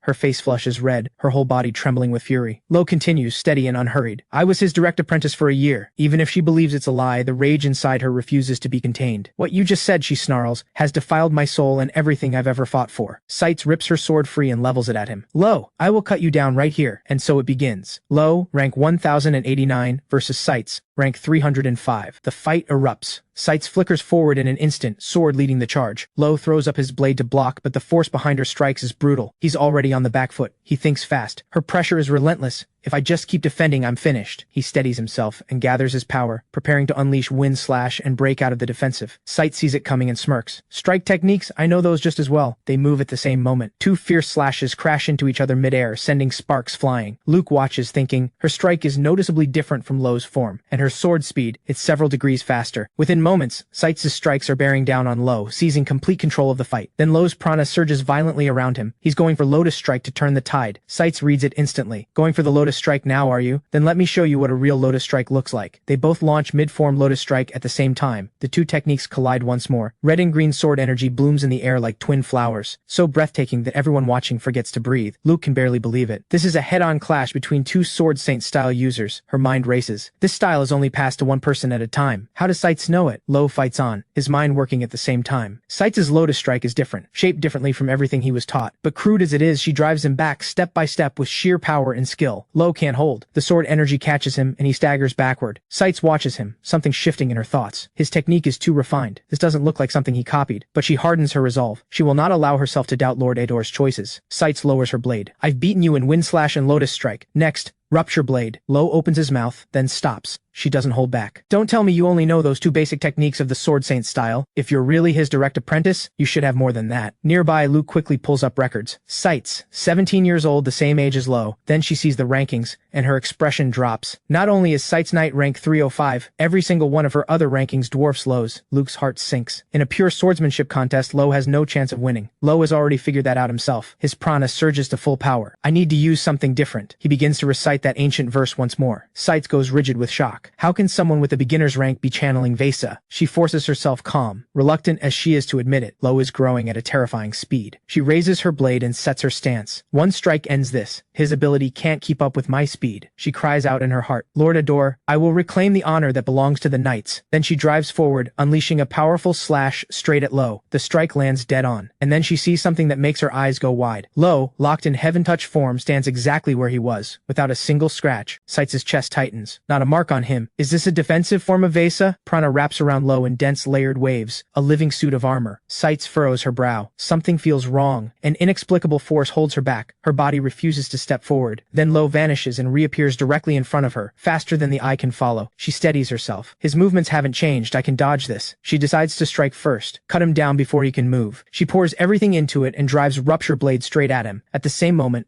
Lowe swings back. No guard, no hesitation, pure offense. But Cites' strike hits Lowe and does nothing. Lowe drives forward, blade leveled, his presence overwhelming as he closes in on her. His sword comes to rest perfectly still above her head. The outcome is decided. Lowe states it plainly and calmly. He wins. Cites drops to her knees, her face a picture of disbelief. She actually lost. But Lowe's strength gives out too. His body goes limp and he crashes straight to the ground. Luke rushes over in a panic. Lowe answers weakly. His whole body has locked up and he can't move. Luke understands immediately. Just 5 seconds of Vesa pushed his body to its absolute limit. The collapse isn't from his injuries. It's the toll of Vesa overload. On the other side, Cites breaks down in tears, crying out again and again. Lord Ador, why would you pass the Sword Saint style to someone like him? Luke walks over and speaks gently. It's right for a knight to revere the Sword Saint style, but confronting him like that was reckless. There's a deeper reason behind your obsession with it, isn't there? The question stops Cites mid-sob. There is a reason, one that goes deeper than anyone knows. Through her tears she declares, I am the one and only apprentice Lord Ador ever recognized. Her knight ranking had stalled. She couldn't break through no matter what she did. Then Lord Ador gave her private guidance. Just one session, and everything became clear. In that moment, she became certain that he intended to pass the Sword Saint style on to her. Ador had never taken an apprentice before. She has bled, pushed herself beyond her limits, clawed her way higher, all in the hope of being his one exception. I've always believed he saw something in me, that he was quietly waiting for me to reach him. With those words out, Cites crumbles completely. She sinks to the ground and weeps. Luke is quietly stunned. All this time, Cites has been Ador's most devoted and most obsessive fan. Lowe slowly pulls himself upright. His voice is firm. I wasn't lying. I am truly Ador's apprentice. He taught me the swordsmanship himself, Cites murmurs quietly. I know. I recognized it. That was the real Sword Saint style. She admits it, hollow and defeated. My version. I learned it by watching from a distance and copying what I could. Lowe had already sensed it. The gap between their techniques was visible from the moment they crossed blades. But he thinks to himself, to replicate it just by watching. Her mastery of swordsmanship is extraordinary, in a way that makes her more impressive than him. Cites rises to her feet and looks at Lowe. I made the bet. If you tell me to give up my sword, I'll walk away from my life as a knight. Luke steps in quickly. There's no need to go that far. Cites is calm. I don't mind whatever he decides. It's his call. Lowe thinks it over, then asks, anything, really? After a pause, he speaks. All right, I've made up my mind. Cites is quick to warn him. Don't get any strange ideas. Lowe looks genuinely confused. I wasn't going to do anything like that. Cites turns red. The comment clearly hit a nerve. Lowe presses on. I have 2 requests. I hope you'll agree to both. First, help me climb the adventurer rankings as fast as possible. Second, keep studying the style and teach me more Sword Saint techniques. Cites agrees without hesitation. She turns to Luke. Find us a suitable knight mission. Lowe raises an eyebrow. I'm not a knight. Can I even take on that kind of mission? Luke explains. Not on your own, but there's no problem if you go as a knight's companion. Then she lights up. Let's move right now. This is a perfect chance to boost your ranking. Knight credentials carry enormous weight, second only to merchant rankings in terms of credibility. Knights carry a reputation for honor, just like the legendary Lord Ador. Lowe goes quiet for a moment, then says, the Ador everyone talks about sounds nothing like the one I know. The Ador he knows is blunt, rough around the edges, and genuinely difficult to deal with. Cites explodes. How dare you talk about him like that? I want to smash your head in. Luke is quick to push back too. I completely disagree with that description. Ador is everything a knight should be. His swordsmanship is peerless, and he treats people with warmth. That's why everyone loves him. Luke recounts it with passion. He once saved an entire village from a monster attack, and he said those famous words, a knight's duty is to protect the people and wield a sword for peace. Cites' eyes light up. That was in the morning paper 4 years ago. I've kept that clipping ever since. Lowe stares at them blankly. He genuinely cannot connect this person they're describing to the man he knows. He thinks quietly, I haven't seen Ador since I left Tulamul village. And during training, he never mentioned any of this. Meanwhile, on the other side of the world, Ador is out hunting monsters with his unit. A giant worm, danger level 11, bursts into their path without warning. It opens its massive jaws, ready to swallow every knight in front of it whole. Ador steps forward without flinching, sword raised, planting himself between the creature and his team. One strike, the enormous worm is split clean in two. The villagers gasp in awe. So that's the power of the greatest knight alive. Ador pulls off his helmet with effortless composure and calls out, I am the captain of the Massith Guard. I will protect everyone here. The crowd erupts in cheers, every voice raised in praise of Ador. Ador smiles warmly, accepting every word of their gratitude with grace. But the moment he steps back into his quarters, he collapses with an exhausted sigh. He doesn't want to do anything. A unit member comes in. Captain, you've really been pushing yourself lately. Ador groans. Playing nice for everyone, then drowning in a mountain of paperwork. The member shoots back. You vanished for a whole year? Of course the documents piled up. I've been covering for you the entire time. A little appreciation would be nice. Ador straightens up, his tone serious. I will always fulfill my duties as captain, but I will still disappear from time to time. The member decides not to push it and instead asks about the scar on Ador's chest. Ador is taken aback. I've never shown that to anyone. How did you see it? I caught a glimpse when you were changing. Word has already spread among the knights. Whoever gave you that scar must have terrifying power. Ador smiles. Indeed. His thoughts drift to Lowe. He's climbed to adventurer rank 1089 now. Ador taught him the sword saint style, but Lowe has only mastered 2 techniques, and yet he's already awakened Vesa ahead of schedule. Ador recalls their fight. The aura radiating from Lowe was entirely unlike anything he'd felt before, and his own prana, the moment it touched Lowe, it simply dissolved. He remembers the fear. He had to push his power to its absolute peak just to hold his ground. Ador touches the scar and sighs quietly. Lowe's ranking is still too low. He hasn't fully awakened Vesa yet, but one thing he's certain of, Lowe will not stay buried in the thousands for long. Back with the others, Sights has already found a mission and is ready to leave immediately. The mission, escort a client aboard the Transcontinental Railway. The client is Thomas, merchant rank 33. They are to escort him from the Kingdom of Walt to the Republic of Eliore. Intelligence confirms that a rival guild has hired assassins, so the posting specifically calls for experienced high-ranked escorts. The train, the Dream Breeze Express, the transcontinental line connecting both nations. The route spans 30,700 miles. The train runs 31 cars and carries over 600 passengers. They arrive at the station. Lowe stares up at the enormous train and can't help but breathe out in awe. I've never seen anything this big in my life. Sights briefs them. We meet the client on the platform. Thomas dresses to stand out. You won't miss him. The heart of an escort mission is trust. Every move we make has to be careful and clean. Luke reminds Lowe to present his ranking card when they meet, as proof of identity and ability. Lowe nods. Then Thomas approaches, his face already set in a look of contempt. He takes one look at Lowe and sneers, country bumpkin. Lowe holds out his ranking card. Thomas looks disgusted and swats it to the ground. A common-born guard like this, Thomas snaps, is nowhere near qualified to protect me. Sights steps forward. Perhaps take a look at my profile before you say another word. I am a Sword Saint candidate, not an ordinary knight. The words Sword Saint candidate hit Thomas like a switch. His whole attitude flips in an instant. The Sword Saint is the highest rank a knight can reach, and candidates are extraordinarily rare. The title is reserved only for knights with the potential and compatibility to master the Sword Saint style. And Sights is the youngest Sword Saint candidate alive. Sights adds, Lowe is even stronger. He's also a candidate. Thomas scrambles to pick up Lowe's card, apologizing with a nervous smile and acknowledging his ranking with sudden respect. Thomas turns to Luke and asks who she is. Is she a guard as well? Luke explains that she's a certifier, Lowe's exclusive advisor. Thomas visibly relaxes. Having a certifier along means an extra layer of security. 2 guards step forward to take their leave. Once they arrive in the Republic, they will hand off escort duties. Once they're gone, Thomas suggests heading to his private car to talk properly. Too many ears out here. He leads them with enthusiasm. His personal suite is in the gold car at the very front of the train. Sights glances at Lowe. First time on this express, I take it. For the sake of the mission, she wants him to take the initiative and learn the layout of every car on the train. Thomas begins his tour. 8 bronze cars at the rear, standard class. The gold car is up front. 2 dining cars on board. 2 more cars dedicated to shopping. A library car. They pass through the silver car section now. 6 cars for passengers with deeper pockets. The train has bathrooms and a sauna for passengers to unwind. There's a medical room on board, a private garden car that grows fresh ingredients for the kitchen, a swimming pool, and a top-tier luxury restaurant, the finest amenities imaginable. And finally, the gold car. Tickets cost a fortune, and only the upper class are permitted inside. Thomas shows them to his room. This is mine. The one next door is yours. After thanking him, Sights gets straight to business and asks for specifics on the threat. Thomas is direct. A rival guild. They've sent people to kill me. Sights cuts right to it. That would be the Relly Guild. Thomas confirms it with a nod. They are indeed his main commercial rival. The objective is straightforward. Eliminate every assassin the Relly Guild has sent. Sights presses further. How long have they been after you? Just recently, Thomas says. They want to sabotage my negotiations in Eliore. The business details aren't something I can share. Your job is just to keep me safe. Sights looks at Lowe. Guard the door. I need to inspect the room. Lowe agrees without complaint and heads out to take up his position. Luke stops him. Your ranking is shot up fast, but experience hasn't kept pace. You've never faced an assassin before, have you? No matter matter how weak they seem, never underestimate them. Stay alert at all times. Lowe gives a quiet nod. He steps outside with Luke and exhales. Everything is moving so fast. It's a lot to take in. Luke's voice is warm. You only just arrived in Trakista. Feeling overwhelmed is completely normal. Then her expression turns serious. There's something important I need to tell you. Once we reach Eliora, we might be able to find information on the island of the gods. When she was updating his rankings earlier, she searched for any records related to Vesa. She found nothing, and in the certification bureau, that almost never happens. Even stranger, the bureau has no records on the island of the gods either. Luke is certain. Lowe is the one point where both mysteries converge. This is not a coincidence. Lowe, you are connected to the island of the gods. I'm sure of it. Luke mentions what Gran told them. Eliora's Prana technology is far more advanced. Lowe murmurs, I can't wait to get there. Luke practically jumps with excitement. It's going to completely change everything you think you know about Prana. Then Lowe's expression snaps tight. He senses it. Danger. Sight speaks quietly. Stay natural. The train is about to depart. The moment it moves, that's when they'll strike. The train lurches into motion. The jolt throws everyone off balance. A savage slash tears through the air, aimed straight at Lowe. The lurch sends Lowe stumbling to the floor, and the blade passes over him by a hair. Luke's heart stops. If he hadn't fallen, he would be dead. The assassin twirls a short blade and smiles coldly. Lucky this time, but I don't miss twice. Your life ends here. In an environment like this, you have no room to fight back. I'll put you under quickly. You won't feel a thing. Lowe hurls his short blade at the assassin, trying to break his rhythm. The assassin sidesteps effortlessly. That little trick won't buy you anything. Lowe uses the moment to cut off the assassin's line of sight, then lunges low and drives at his legs. A heavy punch slams into the assassin's gut, knocking the breath clean out of him. The assassin steadies himself, then charges back at Lowe in a fury. Both blades thrust forward while his knee drives hard into Lowe's body. He catches Lowe's sword, uses the momentum to launch himself into the air, inverting in mid-flight. He flips and lands behind Lowe in an instant. Lowe spins to defend, but both blades are already at his throat. He drives his sword hilt back into the assassin's stomach and forces him away. The assassin stumbles back, roaring, "You keep going for my gut!" The words barely leave his mouth before his legs give out and he collapses. Lowe presses forward, his voice low and even. "We're not done yet. I can sense 2 more assassins nearby." But the moment he moves, he finds Sights has already taken care of them both. Sights reports. They moved the instant the train pulled out. Their aggression is too high. I recommend we halt the journey. Thomas shakes his head urgently. Absolutely not. The deal must go through. No delays. Sights accepts it. They'll eliminate the threats quietly, without forcing an emergency stop. Then Lowe watches in disbelief as Sights grabs the unconscious assassin and throws him off the train. Brutal as it looks, Sights says, it's the only practical option right now. We have no way to detain or question them. They cannot stay on this train. Lowe asks uneasily, the ones you threw off, will they actually survive? Sights tosses the last one over the edge and waves a hand. They're tough. They'll be fine. She turns to Thomas and tells him to start thinking about moving to a different location. Then she looks to Luke. What's your read on these assassins? Luke thinks it over. This one sits around rank 500 on the crime ranking. Plenty of real combat experience. Movements on par with a knight in the 300s, but his close quarters ability is weak. A clear gap in his skill set. Sights exhales. Then we can handle whatever they send. She turns to Lowe. Her voice quieter now. How are you feeling? Lowe answers honestly. They're harder to deal with than I expected. Luke nods. Everyone feels the pressure when they first hit the number wall. The number wall is a ranking term. It refers to the gap in power that opens up between rank brackets. Right now you're at adventurer rank 1089, right at a breakthrough threshold. Everyone around you is pushing to break into the 3-digit ranks. That means the missions at your level jump sharply in difficulty. Lowe leans in. So what do I do? Sights gives him a look. Have you already forgotten what you asked me for? You specifically asked me to teach you more sword saint techniques. The two of them move out and climb to the roof of the speeding train. Lowe catches his breath. The wind up here, it hits like a wall. We're going to use it, Sights says. When we fought, I noticed your prana control is still very raw. You've been prioritizing techniques and neglecting the foundation. At your current level, you can't properly execute high-tier techniques. You've just been forcing them through with raw prana volume. Lowe agrees, then pushes back a little. But isn't drilling the sword saint techniques directly the fastest way to get stronger? Sights starts to respond, then remembers how she lost her composure during the duel. She chooses to let her body speak instead. In the next instant, she's behind him, blade resting lightly at the back of his neck. This is the essence of the sword saint style. Its true value is making the sword an extension of your body, controlling it with precision at impossible speed. At the speed you're moving now, you're nowhere near that. But follow my guidance, and you'll learn the third technique soon. Rupture blade. Lowe confirms. That's the most distinctive technique in the sword saint style, right? Sights nods. Rupture blade is as far as I've gotten. The 4th and 5th techniques are beyond me. No matter how many times I've tried, I can't replicate them. The frustration is plain on her face. Not being able to master the full style, it's something I can't make peace with. Sights pulls herself back to the present. The first lesson is simple. We train with this rope. Lowe stares at the rope, genuinely confused. Are you going to time me up? Stop thinking strange things, Sight says, picking up the rope. Watch me first. She whips it forward, and the rope shoots out perfectly straight, taut as a blade. She hands it to Lowe. Do that, and the first lesson is complete. She steps back and gestures. Your turn. Lowe throws, but the wind catches the rope and bends it off course, and it snaps back and slaps him across the face. Sight raises an eyebrow. The wind is pushing it back. That's the core problem you need to solve. She explains. You need to drive prana forcefully into your hands, feet, eyes, and ears, boosting your output in that single instant. This is a fundamental skill. Master it, and your overall power will jump. As Lowe throws again, he thinks, pour all my prana into my arm at the exact moment of release. But the rope curves again. Lowe grimaces. My timing is a complete mess, Sights reminds him. Prana originates from your chest. You have to account for the time it takes to reach your limbs. Lowe throws again, muttering under his breath. This is incredibly hard. He grits his teeth. More prana. That has to work, and he floods it out. Sights shuts it down immediately. That is exactly what you must not do. Not only will you fail to learn the technique, you'll cement a bad habit. What you're doing now is the surge separation technique, and it burns through prana at a brutal rate. Part of the first lesson is learning to use prana efficiently. That's no small ask. Lowe sets his jaw. I won't run out. I could do this dozens of times and still have more. Then show me, Sights says. Release all of it. Lowe answers without hesitation,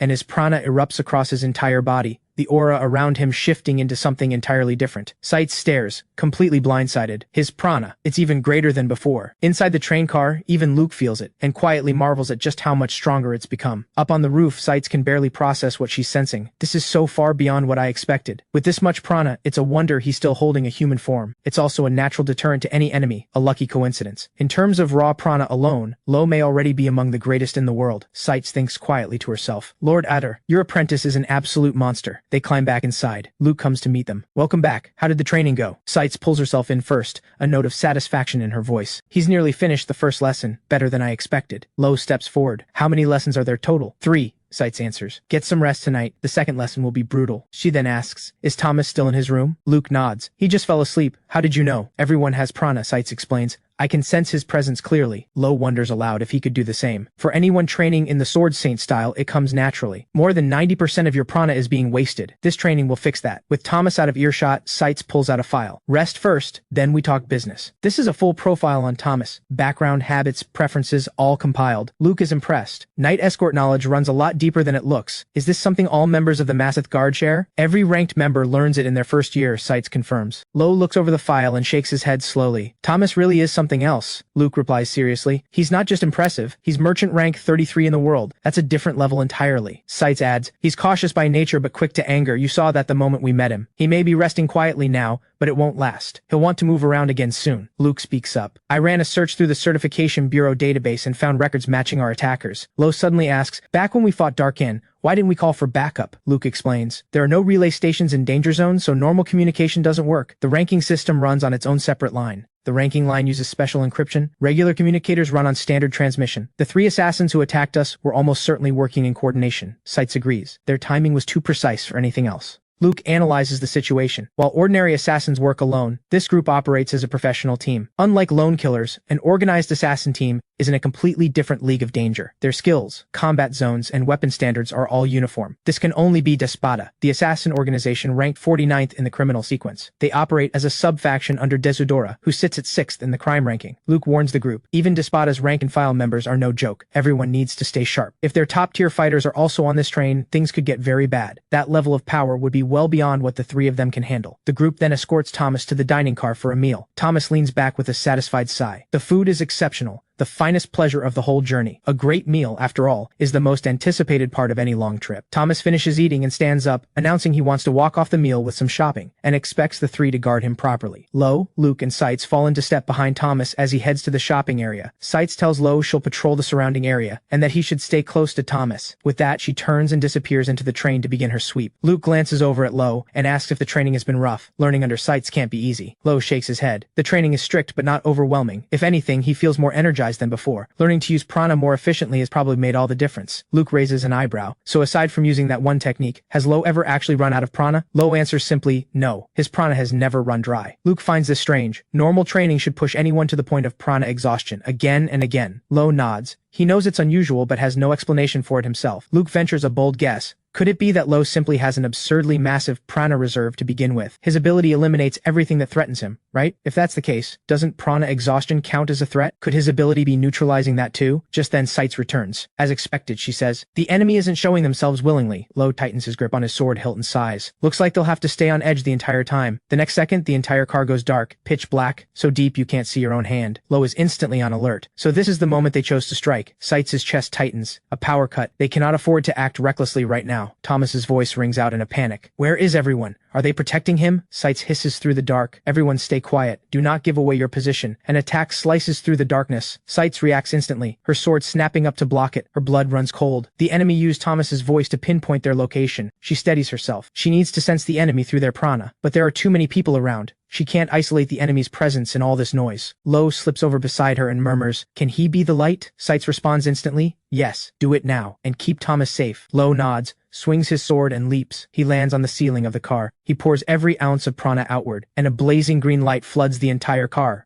Passengers gasp in awe. What is this? A performance? It's stunning. Sights shields Thomas with one arm, while privately marveling at the sheer scale of Lowe's prana. She shouts up at the ceiling, "Lowe, hold on!" Lowe keeps pouring out prana, then a figure launches toward him from the shadows. The attacker seizes Lowe by the throat, and says coldly, "So you're the source of this prana?" Joman tightens his grip, and hurls Lowe across the car. Lowe twists midair and lands clean. Joman draws his axe and confirms it. Just as he thought, Lowe is the prana source. At the same time, the light vanishes from Sights and Thomas's side. Darkness again. A dagger slashes out of nowhere. Sights twists just enough to avoid it. Prana flares around her as she spits out the words, "You dare underestimate me." The assassin seizes the moment and slips silently around to her back. Sights senses the shift and spins around. One clean slash, and the assassin goes down. A second assassin nearby freezes, face pale with disbelief. In that single instant, she swung 3 times. He stares at the glowing snowflake-shaped marks left in the air. What are those? No prana signature at all. What is this? He can't afford to wait. Every second is another step into her trap. He grits his teeth. He has to finish her before the lights come back. He charges at her from behind, but Sights is already ready. She runs through it in her mind. Heavy blade lotus, a technique built on layered strikes. You stack diagonal slashes one on top of another, and the final blow serves as a catalyst, triggering an explosion. Hold back the catalyst strike, keep the layered energy in balance, and you've built a strike bomb. And just like that, snowflake-shaped slashes detonate, and the assassin is blown clean off his feet. Sights affirms it to herself. The pinnacle of the Sword Saint style is the power to end anything with a single strike, and she is certain no one in this world understands the Sword Saint style as deeply as she does. Meanwhile, Lowe and Joman face off, prana surging around both of them. They move at the same instant, so fast they leave after images, and their weapons crash together. Joman snarls in disbelief. This kid actually knows how to use prana? He stops holding back. Prana explodes from his body and sends Lowe flying in one burst. Joman watches him skid back and shakes his head. What a waste. Someone with your future shouldn't have to be destroyed. Lowe pushes himself up on his sword, mind racing. This guy is a whole level above him. Could he be one of the Despada elites Luke warned them about? Lowe takes a breath. He has to fight back. Now. Joman scoffs, reading him in an instant. Your technique isn't complete, is it? What a shame for someone with this much talent. With prana reserves like that, why hasn't anyone taught him how to use it properly? He must have grown up somewhere peaceful. All that potential left to rot. Joman thinks to himself, if that technique were fully developed, he'd actually be a real threat. Joman doesn't hesitate. He launches forward with a fierce assault aimed straight at Lowe's face. The blow sends Lowe stumbling back, and in that moment something clicks. He finally sees what's been holding him back. First problem, he can't fully control the flow of his prana, but he refuses to back down. He surges forward, prana erupting all around him as he fights back. Their prana collides with explosive force, and that's when he sees the second problem. Right now, he can't use prana flow and the Sword Saint style at the same time. Lowe keeps slashing, wave after wave of sword energy blasting toward Joman. Joman sidesteps them without breaking a sweat. The technique is impressive, he says, but what a waste of raw ability.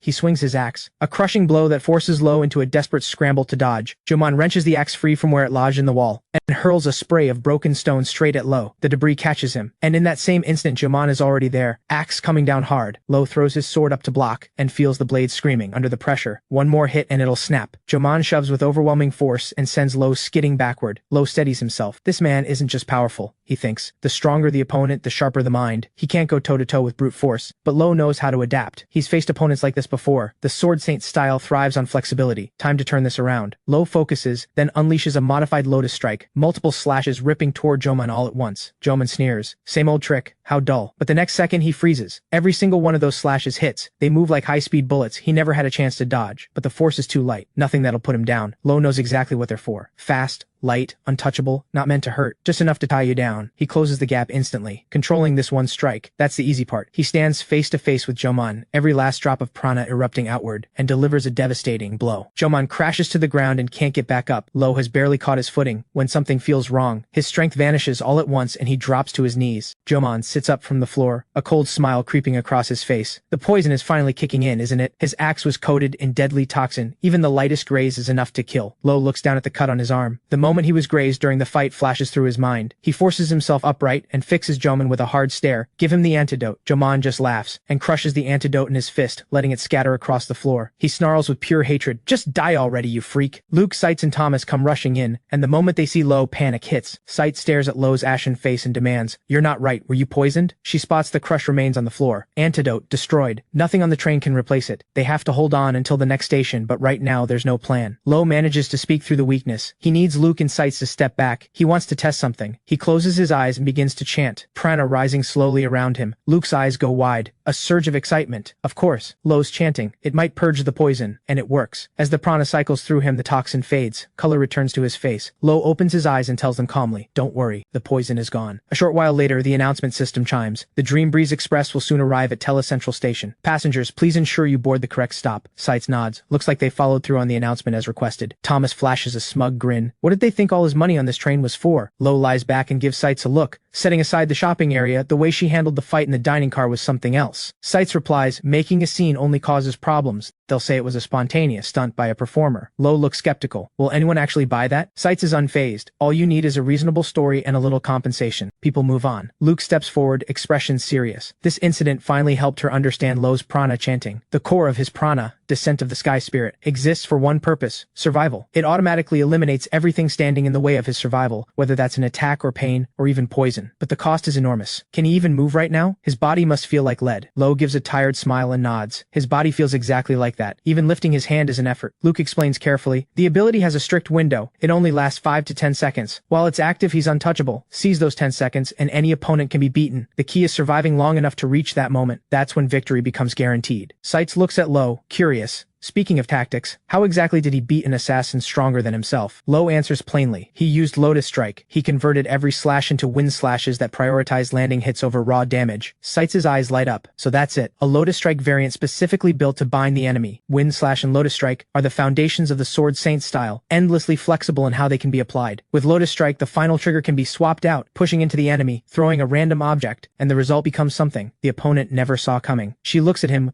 with something close to approval. He's finally worthy of the Sword Saint name. Time for lesson 2. Lowe says earnestly, what Sights has taught him might actually be better than what Ador taught him. Sights goes still. Then her sword is at his throat before he can blink. Don't ever say something like that again. Ador's teachings are the finest in the world. Full stop. He did that on purpose, didn't he? Showing off that Ador trained him personally? After a moment, Sights collects herself and sheathes her sword. She says composed again. Given that he took down a Despada member, the enemy may pull back. Luke blinks. Wait, does Sights mean an upper tier Despada member? Sights confirms. Yes, Jomon, the one Lowe defeated. His skills were genuinely impressive. Luke shakes her head. Not a chance. At best, Jomon was a standard member. Lowe looks up, intrigued. Just how powerful are Despada's upper ranks? Luke's expression goes dark. If a true upper tier elite had been there, the moment those lights went out, all 3 of them would already be dead. This fight is far from over. The next day, the Dream Breeze Express rolls on in apparent calm. Lowe wakes and asks, how far are they from the Republic of Elira? Luke thinks it over. After last night's stop, they're just about at the halfway point. Thomas scans the menu and decides, it's nearly lunch. He'll eat in his room service. Sights nods, then pauses. There's something she needs to ask Thomas. Has he been hiding something from them? Thomas goes pale and plays dumb. What is she talking about? Sights doesn't dance around it. Rival assassins hired by a business competitor? That story doesn't hold up. No business dispute justifies bringing in a group this dangerous. There's more to this. If he keeps quiet, they're walking away from the contract. Thomas completely falls apart. He'll explain everything. He'll pay more. Just please don't leave him. This trip is about securing the mining rights to insect steel. Luke's eyes go wide. Insect steel? That's the raw material used to make butterfly wing. Butterfly wing is a drug. Its primary ingredient is powdered insect steel. Easy to produce, high in demand, and a favorite tool for criminal organizations to rake in money. Thomas jumps in. Yes, Despada and several several other criminal groups all profit from it. Sights puts it together instantly. So the ones coming after them are criminal organizations, Despota included. Lowe studies Thomas. Is he after the insect steel to make butterfly wing himself? Thomas waves his hands frantically. Absolutely not. He would never touch drug manufacturing, he swears it. Lowe watches him for a long moment, then says, alright, they'll continue the mission. The difficulty just went up, which means so does the payoff for their rankings. Luke agrees. A mission like this will do wonders for their climb. Sights is on board too. High difficulty missions don't come around often, and the rewards for completing one are exceptional. Lowe glances at Sights, curious. She wants to climb the rankings too? Sights' gaze is unwavering. Of course. To inherit the Sword Saint style, she'll claim the top spot in the night rankings. Ador will have no choice but to acknowledge her. For now, they're allies. And that means training continues, Lowe. The enemy is stronger than expected. He needs to master Prana Flow as soon as possible. Sights picks up a spoon and asks, he can activate Prana Flow now, right? She flicks it with her finger and says, he must have noticed by now. Prana Flow changes everything about how you fight. So the goal of Lesson 2 is to maintain and stabilize his flow state. The training exercise,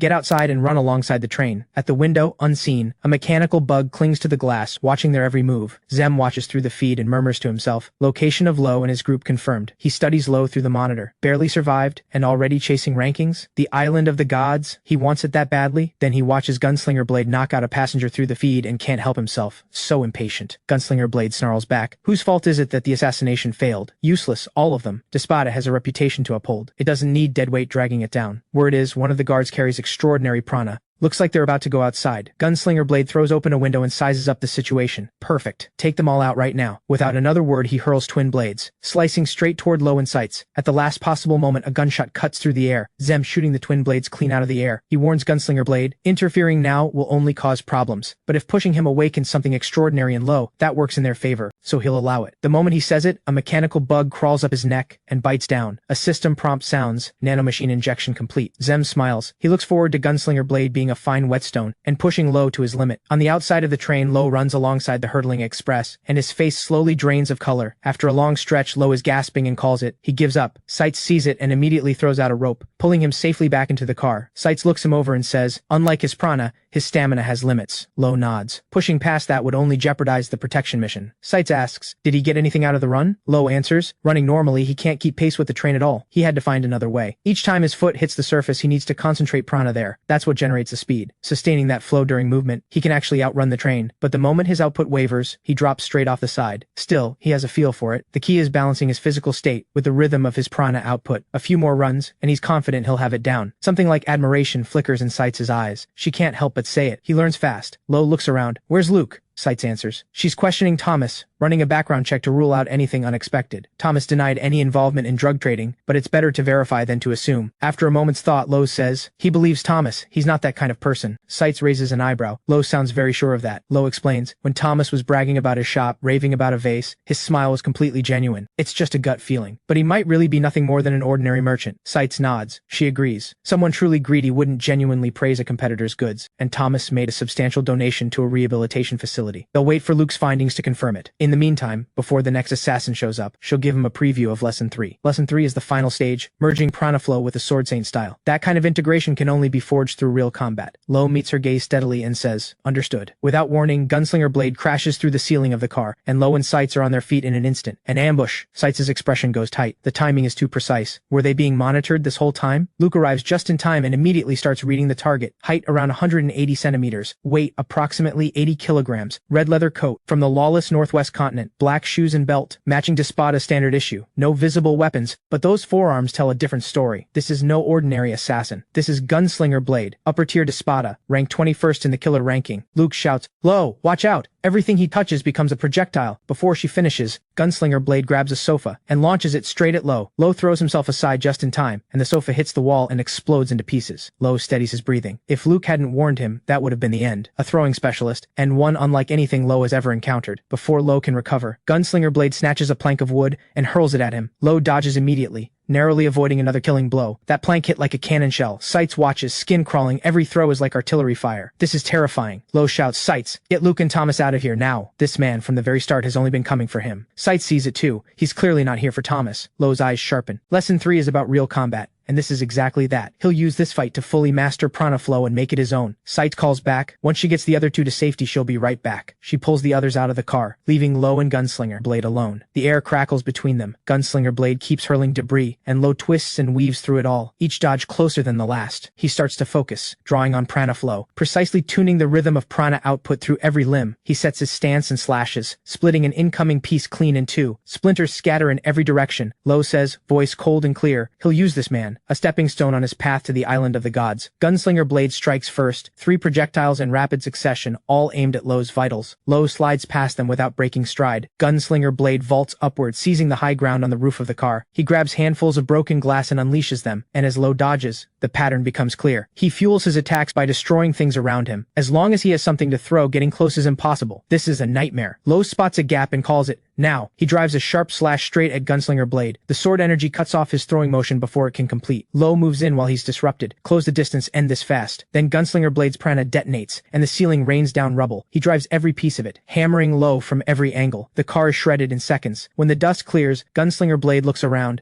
and Lowe is nowhere in the car. He barely has time to wonder. When Lowe drops from directly above him and strikes true, hitting Gunslinger Blade square in the neck, Lowe exhales. That was close. The only reason he survived was making it to the roof first. With Gunslinger Blade badly staggered, Lowe springs onto the roof, and Gunslinger Blade tears through after him. Lowe reflects as they clash. Masters are the best teachers whether they mean to be or not. A year of training under the greatest knight among humans has shaped him in ways he's only beginning to understand. Now he stands against a Sword Saint candidate on one side and a remarkable assassin on the other. Every master he's crossed, each one a torch lighting the road to the island of the gods. Lowe reframes it in his mind. He can't carry his old way of moving into a state of Prana flow. That's been the error all along. Back then he could barely run properly. The Sword Saint style was out of reach entirely. What he built then was only a temporary form. Sword Saint style without flow as its foundation, so he has to build it again, from the ground up, rebuilding it so that Prana flow and the Sword Saint style are no longer two separate things. It's not flow merging into the style itself must become flow. He roars, every drop of Prana erupting outward. The true Sword Saint style, Island Blade, a devastating slash, and it connects. Gunslinger Blade takes the full force of it. His power drops sharply. Lowe feels it. That worked. Prana flow and the Sword Saint style, finally, truly merged. Now he can push even further. Then something strange happens. Gunslinger Blade twitches, and Lowe stops. What's going on? Screens, countless tiny screens, flood across Gunslinger Blade's eyes. Zem watches from his feed, voice flat. The Sword Saint style is interesting, but it's not what he came for. He leans closer and murmurs, now Lowe, show him the real thing, that special ability. Gunslinger Blade's Prana surges, and Lowe's eyes go wide. 2 colors of Prana? He snaps back. Not the time. Focus. Gunslinger Blade tears open his coat, revealing a hidden short blade. He tosses it into the air. Once, twice, then launches it straight at Lowe. Lowe reacts instantly. Gale slash. The blade is stopped cold. He moves in for a counterattack and freezes. His body won't respond. His brow furrows. Why is he this heavy? Everything feels wrong. Merging Prana flow with the Sword Saint style, it must have drained him completely. He looks up, and Gunslinger Blade is gone, vanished without a trace. Then a tree comes at him from behind, and Lowe throws himself back just in time. 3 more slam in immediately after, and he can see Gunslinger Blade sprinting along the train, ripping trees right out of the ground as he runs, hurling them one after another. Lowe's chest tightens. The train could take serious damage. He has to stop him. He makes the call, jump and drag him off the ground. Lowe launches into the air, and Gunslinger Blade comes charging from below, seizing Lowe by the ankle and locking him in place. Lowe's mind races.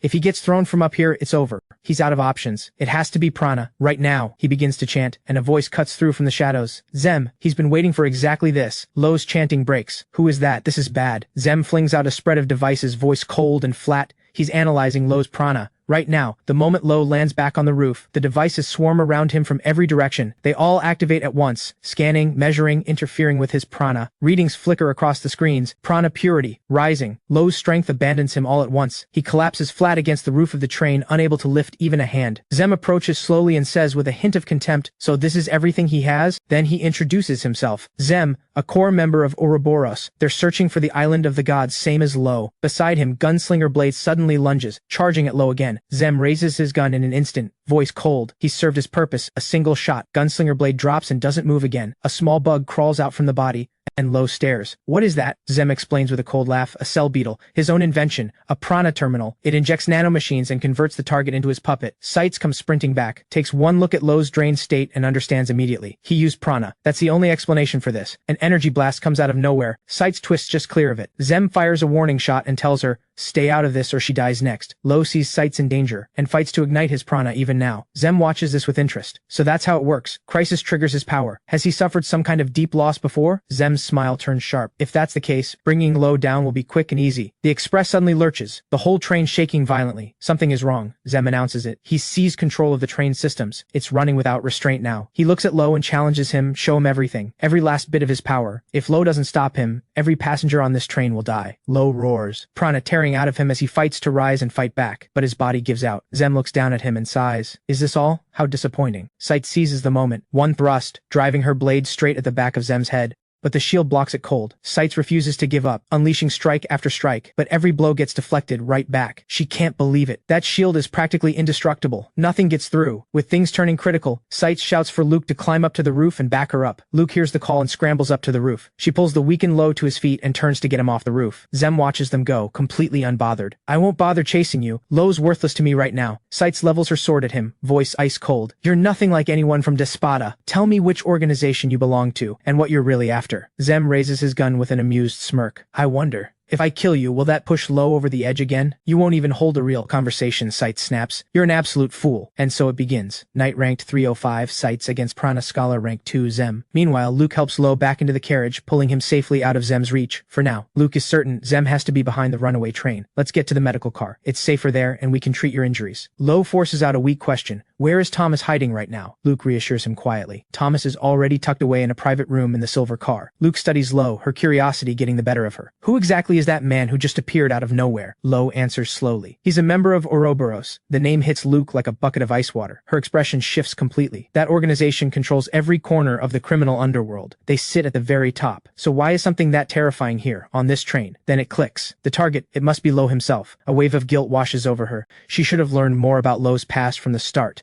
She carefully lays Lowe down on the medical bed, her face tight with worry as her mind races. How do you face Ouroboros? Lowe can't fight. The train is out of control. The crisis is right on their doorstep. This stopped being a simple escort mission a long time ago. If no one acts, everyone on board dies. Just then, Thomas steps forward to check on Lowe's condition. Luke stares at him, surprised. Why did you leave your room? You were safe in there. Thomas checks Lowe's forehead and sighs. How could I just sit there knowing this was happening? His assessment is quick and quiet. Lowe is suffering from prana exhaustion. Treatment is difficult, but not impossible. Fortunately, this car is fully stocked with medicine and equipment, everything needed. And Thomas, being the son of a pharmacist, knows more than a little about medicine. Luke places her trust in him with a serious nod. Please, take good care of him. Lowe murmurs weakly. Luke, where are you going? I'm going to stop the Dream Breeze Express, she says, voice steady and firm. There's no one else who can do it. The moment Luke steps out of the carriage, she spots people running in a panic. She stops one of them immediately. You're one of the train engineers, aren't you? Urgency sharpens her voice as she asks for help getting the train back under control. The engineer nods and heads straight for the driver's cabin. Luke moves fast, calling out for anyone with high-ranked mechanical or arcane power skills. Within moments, she has a whole crew moving with her toward the crisis. Back in the medical car, Thomas finishes preparing a remedy and brings it to Lowe's bedside. He looks at Lowe quietly. You must be wondering about my intentions. You probably think I'm just another crook trying to profit off insect steel. Lowe shakes his head faintly. He doesn't doubt Thomas, not at all. As a ranker himself, Lowe understands what rankings cost. World rank 33 isn't something anyone stumbles into. Reaching that position demands relentless effort. He won't doubt a man who's earned that. Thomas picks up a vial and meets Lowe's gaze. I'm going to save your life today. This treatment will shorten your lifespan, but it will keep you alive. His voice drops low as he begins to speak of the past. His family was poor growing up, very poor. His father was a kind man, but a terrible businessman. Eventually his mother had enough, and she left, taking nothing with her but herself. Their family became the neighborhood joke. Worthless, people said. Good for nothing. That was when Thomas's hunger for money began to eclipse everything else. Medicine used correctly heals. Used the wrong way, it becomes a narcotic. Holding on to the things his father had taught him, Thomas built his own operation. Behind the scenes, he stirred up the local criminals and turned them into his core clientele. His father was completely in the dark and worked harder than ever, pouring himself into the pharmacy. Customers came flooding in. Word spread through the streets fast. Business exploded, and his father was overjoyed. He even sat down with a reporter, proudly saying he only sold honest medicine. It wasn't until much later that Thomas understood the damage he had done. He had turned his own father into a lie. From that day on, he decided to spend whatever remained of his life making it right. He entered the merchant ranking. His plan, shut it all down himself, then turn himself in. Thomas reaches into his bag and pulls out a vial. Lowe eyes it. What is that? Rage insect steel, Thomas says quietly. In the right hands, it can be made into medicine that saves lives. Sourcing and refining it is no easy feat, but not for his company. That's why this negotiation has to succeed no matter what. I want to grow its medical use and wipe out the narcotics market built around it. If I can do that, my path to redemption is complete. Lowe says softly, next time I get the chance, I'd like to visit your shop. Thomas smiles back. Only if we both make it out of this alive. On the roof, Sights keeps hammering away at Zem, but nothing lands. Her mind is working as fast as her sword. The blade can't pierce that defense. She needs a way through. Prana compression is standard curriculum in the Republic, Zem taunts. Definitely beyond your reach. Sights lunges from the side mid-sentence. This isn't a classroom. Save the lecture. Zem barely flinches, raising his gun and firing without hesitation.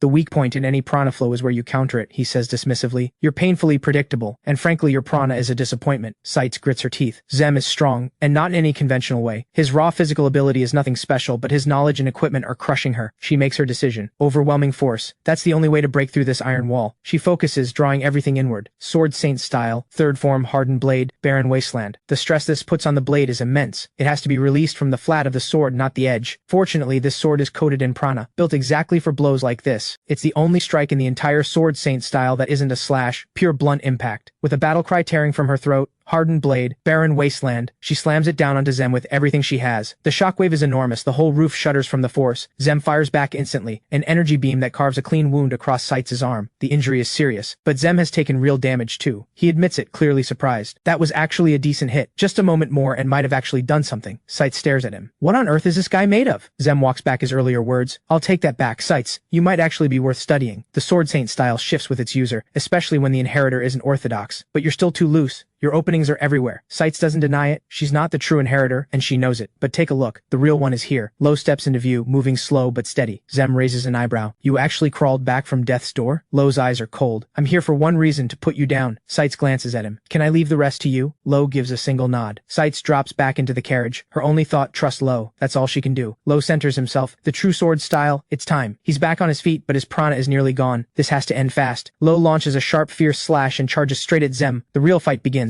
Zem throws up a shield, but inside he's rattled. That speed, prana flow and sword technique fuse together. Lowe catches it too. Zem isn't reacting on instinct, he's predicting. Fine, then let's throw a few more slashes and see what happens. Zem summons multiple shields, stacking them layer by layer, barely managing to hold the assault back. Lowe works it through. The cell beetles auto-deploy to counter his prana, but if he keeps up a relentless barrage from all directions, there's no way Zem can cover everything. Zem draws his gun and fires without hesitation, pushing back with a long-range attack. The energy beam meets Lowe's slash mid-air. The collision detonates with a violent shockwave. A true child of Babel, Zem says with something almost like admiration. Your combat instincts are exceptional. Lowe frowns. Child of Babel, what does that mean? It's connected to the island, to the gods. If you want to know the island secrets, I can tell you everything. But I have one condition. Join me, Lowe. You're worthy of it. Your skills aren't there yet, but your potential has no ceiling. Let me share a little first. About you and your connection to the island. Your family named Thule. It comes from a village, doesn't it? Something shifts in Lowe's eyes. He nods slowly. That's correct. The Thule people never truly existed, Zem says. Long ago there was the Babel clan, who rose up against the island of the gods and the atrocities it committed. They lost. To survive, the clan fractured into 9 tribes. The Thule tribe was one of them. Which means you, Lowe, are a Babel descendant. And that war left wounds on the island of the gods that never fully healed. To this day, the island fears Babel descendants. Every last one of them is to be eliminated on sight. That is the real reason your village was attacked. His father's words flash through Lowe's mind. Every word of it matches. His expression twists. He doesn't want to believe it, but he has no way to deny it. Lowe's eyes harden. If what you're saying is true, what atrocities did the island of the gods commit? Zem shakes his head. Join us. Otherwise, I've said all I'm going to say. What I will tell you is this. Whatever the island has done, it never stopped. Not once. Watch the ranking shifts. They'll confirm it. You're already moving toward the island. No wonder you've been targeted. Lowe's brow tightens. You deliberately put this train in danger. What for? Zem doesn't even flinch. To push you to your limit. To see everything you've got. Any problem with that? It was just a test. A cold, furious laugh escapes Lowe. Are you serious? You're no different from those executioners. You throw people's lives away and talk about it like it means nothing. We will never be on the same side. Not ever. Zem's patience runs out. He summons a swarm of cell beetles. You only see the surface. You have no idea what's really at stake. The beetles swarm together, forming shields that box Lowe in on all sides. Zem raises his gun again. I have no interest in fools. You don't deserve to be alive. Lowe's eyes lock onto the wound on Zem's shoulder. That's no ordinary cut. It hits him instantly. Sights left that mark, and it might be the key to breaking through. Zem pulls the trigger without hesitation. An energy beam screams toward Lowe's vitals. Lowe roars and throws a powerful slash to meet it head on. The two forces collide with a thunderous crash, and the shockwave tears across the entire roof. Lowe uses the chaos to close the gap, pressing in tight, giving Zem no room to breathe. Zem twists and dodges, genuinely impressed. The blue phoenix really does hit differently, but as long as I keep my distance, it can't touch me. Then Lowe surges his prana again, unleashing the wild path. Blue phoenix. The slash tears forward like a meteor straight at Zem. Zem frantically summons 3 shields and throws them up, but there's no stopping this. The shields shatter instantly, and the slash keeps going, unstoppable, driving straight into Zem. A massive green energy column erupts, and Zem's head rolls clean off. Lowe wins. Ranked at 1089, he has taken down another powerful enemy. Sights and Luke rush over. Did you actually beat him? Then, Zem's severed head speaks. Well, you actually beat me. Sights' jaw drops. What is happening right now? His head is completely fine? The head chuckles. I see you figured it out the moment you saw the puppet. Luke's eyes go wide. It's Prana,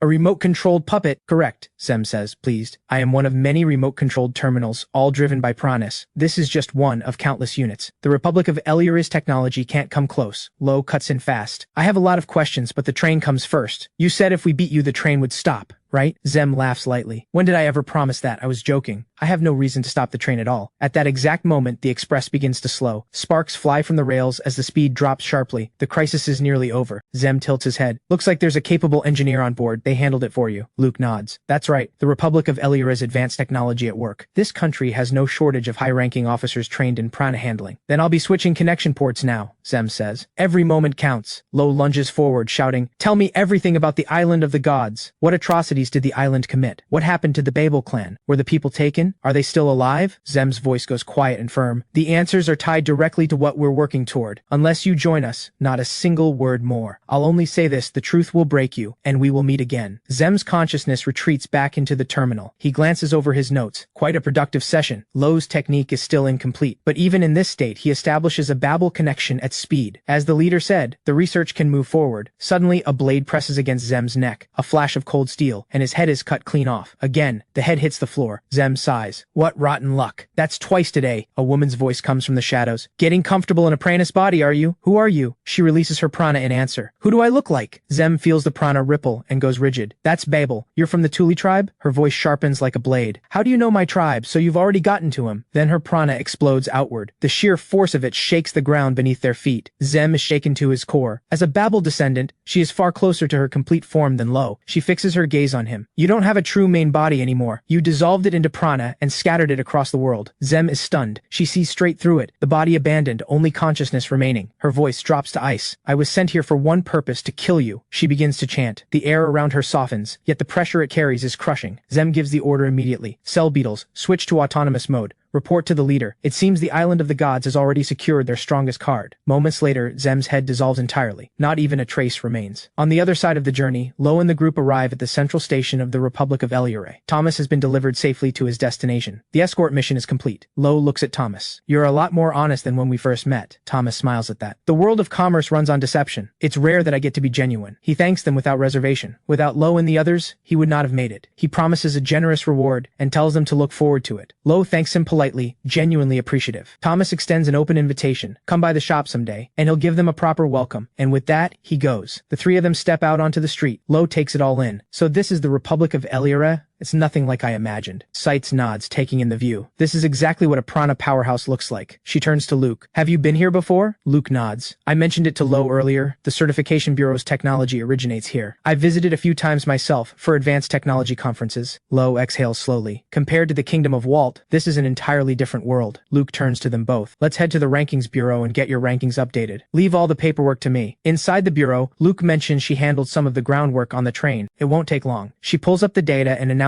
Lowe's new ranking. Lowe climbs from 1089 all the way to 924, finally breaking into triple digits. Lowe furrows his brow a little. The jump wasn't as big as I expected. Luke shakes her head. Most rankers take years to break through that number wall. This jump proves your talent is the real thing, Lowe. Then Luke turns to Sights with a grin. And you've got something great too. Sights' new ranking, 188. Her whole face lights up. Luke asks curiously, so where are you headed next? Sights' eyes are steady and sure. The sacred grounds of the knights. Luke checks the data and reminds her. Danger level 11. It's where the first sword saint trained, Sights says. The birthplace of the Sword Saint style itself. The grounds lie at the end of a steep mountain pass. She can fly there from the Republic. And before I left the kingdom, I heard that Ador has appeared at the sacred grounds. I want to formally ask Ador to take me as a disciple. Even if he refuses, being near him is worth something. She looks to Lowe. Is there anything you want me to pass on to Ador? Lowe meets her gaze. Tell him I'm still moving forward. Sights gives a firm nod. Understood. And she parts ways with them. Luke watches her go. The bonds between rankers run deeper than most, she says softly. One day you'll fight side by side again. Then her tone shifts. All right, down to business. We need to look into your prana. The National Research Institute has the best minds around. Show them your prana and I guarantee they'll figure something out. Lowe raises an eyebrow. You've already got someone in mind, haven't you? Luke grins. Of course. An absolutely brilliant professor, ranked 3rd in the Prana scholar ranking. Steady as a rock. A little eccentric though. Luke brings Lowe to the institute and learns the wait time is 1 full year. Her jaw hits the floor. The staff member shrugs apologetically. The professor is extremely busy. This is already the shortest possible wait. Luke stamps her foot. We absolutely cannot wait that long. She leans over the counter. Hey, are you even listening to me? Negotiating is part of a certifier's job. Lowe, wait here. I'm going to drag that professor out here myself. She rolls up her sleeves and launches into a full-on battle of words with the front desk. Just then, a researcher spots Lowe standing there. He comes jogging over, files in hand. You look bored just standing there. Do me a favor, just lend me a little prana. Lowe isn't sure what to make of it, but he agrees. The office is buzzing with activity. Lowe is set up inside a machine, eyeing the surrounding equipment with clear confusion. The researcher works the controls while explaining. The professor is running experiments again. Power is running low. Release your prana into the system here. It'll store automatically. So I just let it out? He gets a nod and slowly channels his prana outward. The researcher stares at the container. Whoa, that color is stunning. Then his expression flips completely. Wait, something is very wrong with these readings. The words are barely out of his mouth when the storage container explodes with a massive boom. A scholar storms in from the other room. Whose prana was that? The researcher scrambles forward. This person here. The volume was off the charts. Idiot, the scholar roars. I wasn't asking about volume. I was asking about purity. This person's prana purity is unlike anything I have ever seen. Lowe looks at the man in front of him. Who are you? The old man adjusts his glasses. My name is Newman. Most people call me Professor, currently ranked 3rd in the Prana Scholar ranking.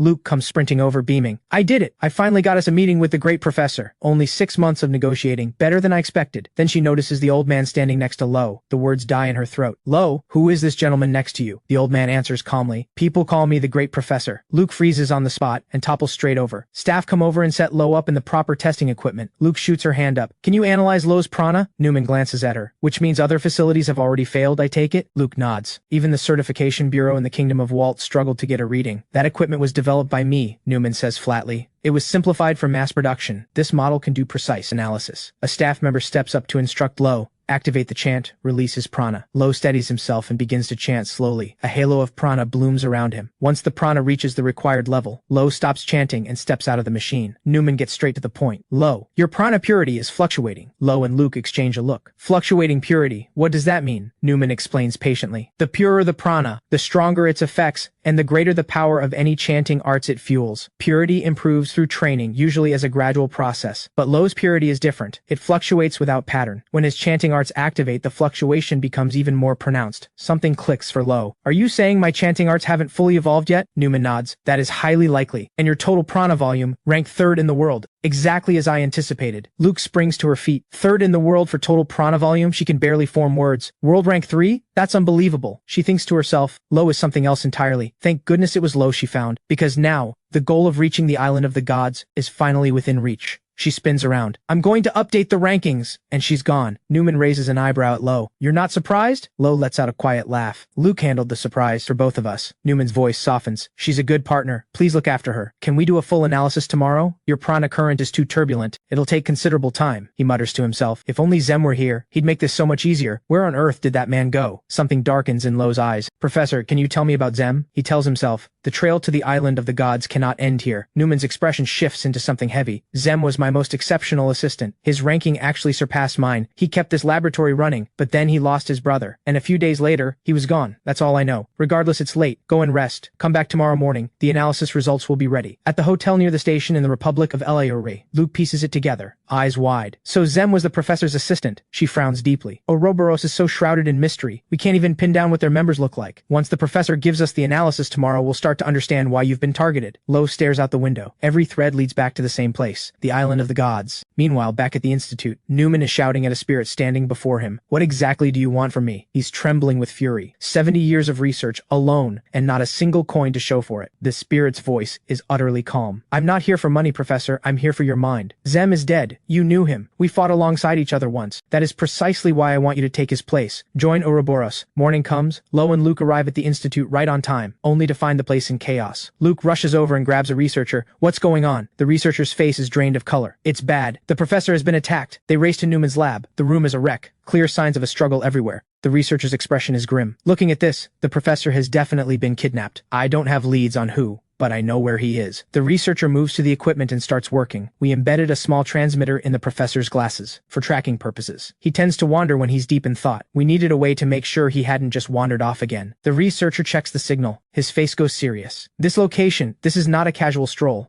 Luke straightens up. If that's the case, Lowe finishes it. Then let's go. The researcher steps forward urgently. We're counting on you. We really are. He holds out a device. Take this with you. It should help. It's a prototype tactical analysis lens. It makes prana flow and structure visible. Luke takes it and puts it on. Whoa, this thing is incredible. With this, we'll definitely get the professor back safe. Let's move. Following the signal, the two of them arrive at a remote house before long. Lowe, in we go. The transmitter signal is coming from inside this building. Lowe pushes the door open quietly. They step inside with care. The footprints on the floor are fresh. Then the tactical analysis lens lets out a sharp alert. Multiple prana signals detected. Before the sound fades, a swarm of mechanical puppets bursts from the shadows and surrounds them completely. One of them moves first, firing a laser beam straight at Lowe and Luke. Lowe reacts in an instant, grabbing Luke and twisting sideways, narrowly avoiding a lethal hit. Luke stares at the mechanical puppets, her mind working fast. They're not using prana to communicate externally. Lowe! She shouts. They're not being remotely controlled, they're autonomous, just like the one at the Institute's front desk. Lowe's gut tightens. If Zem has already been mass-producing these things,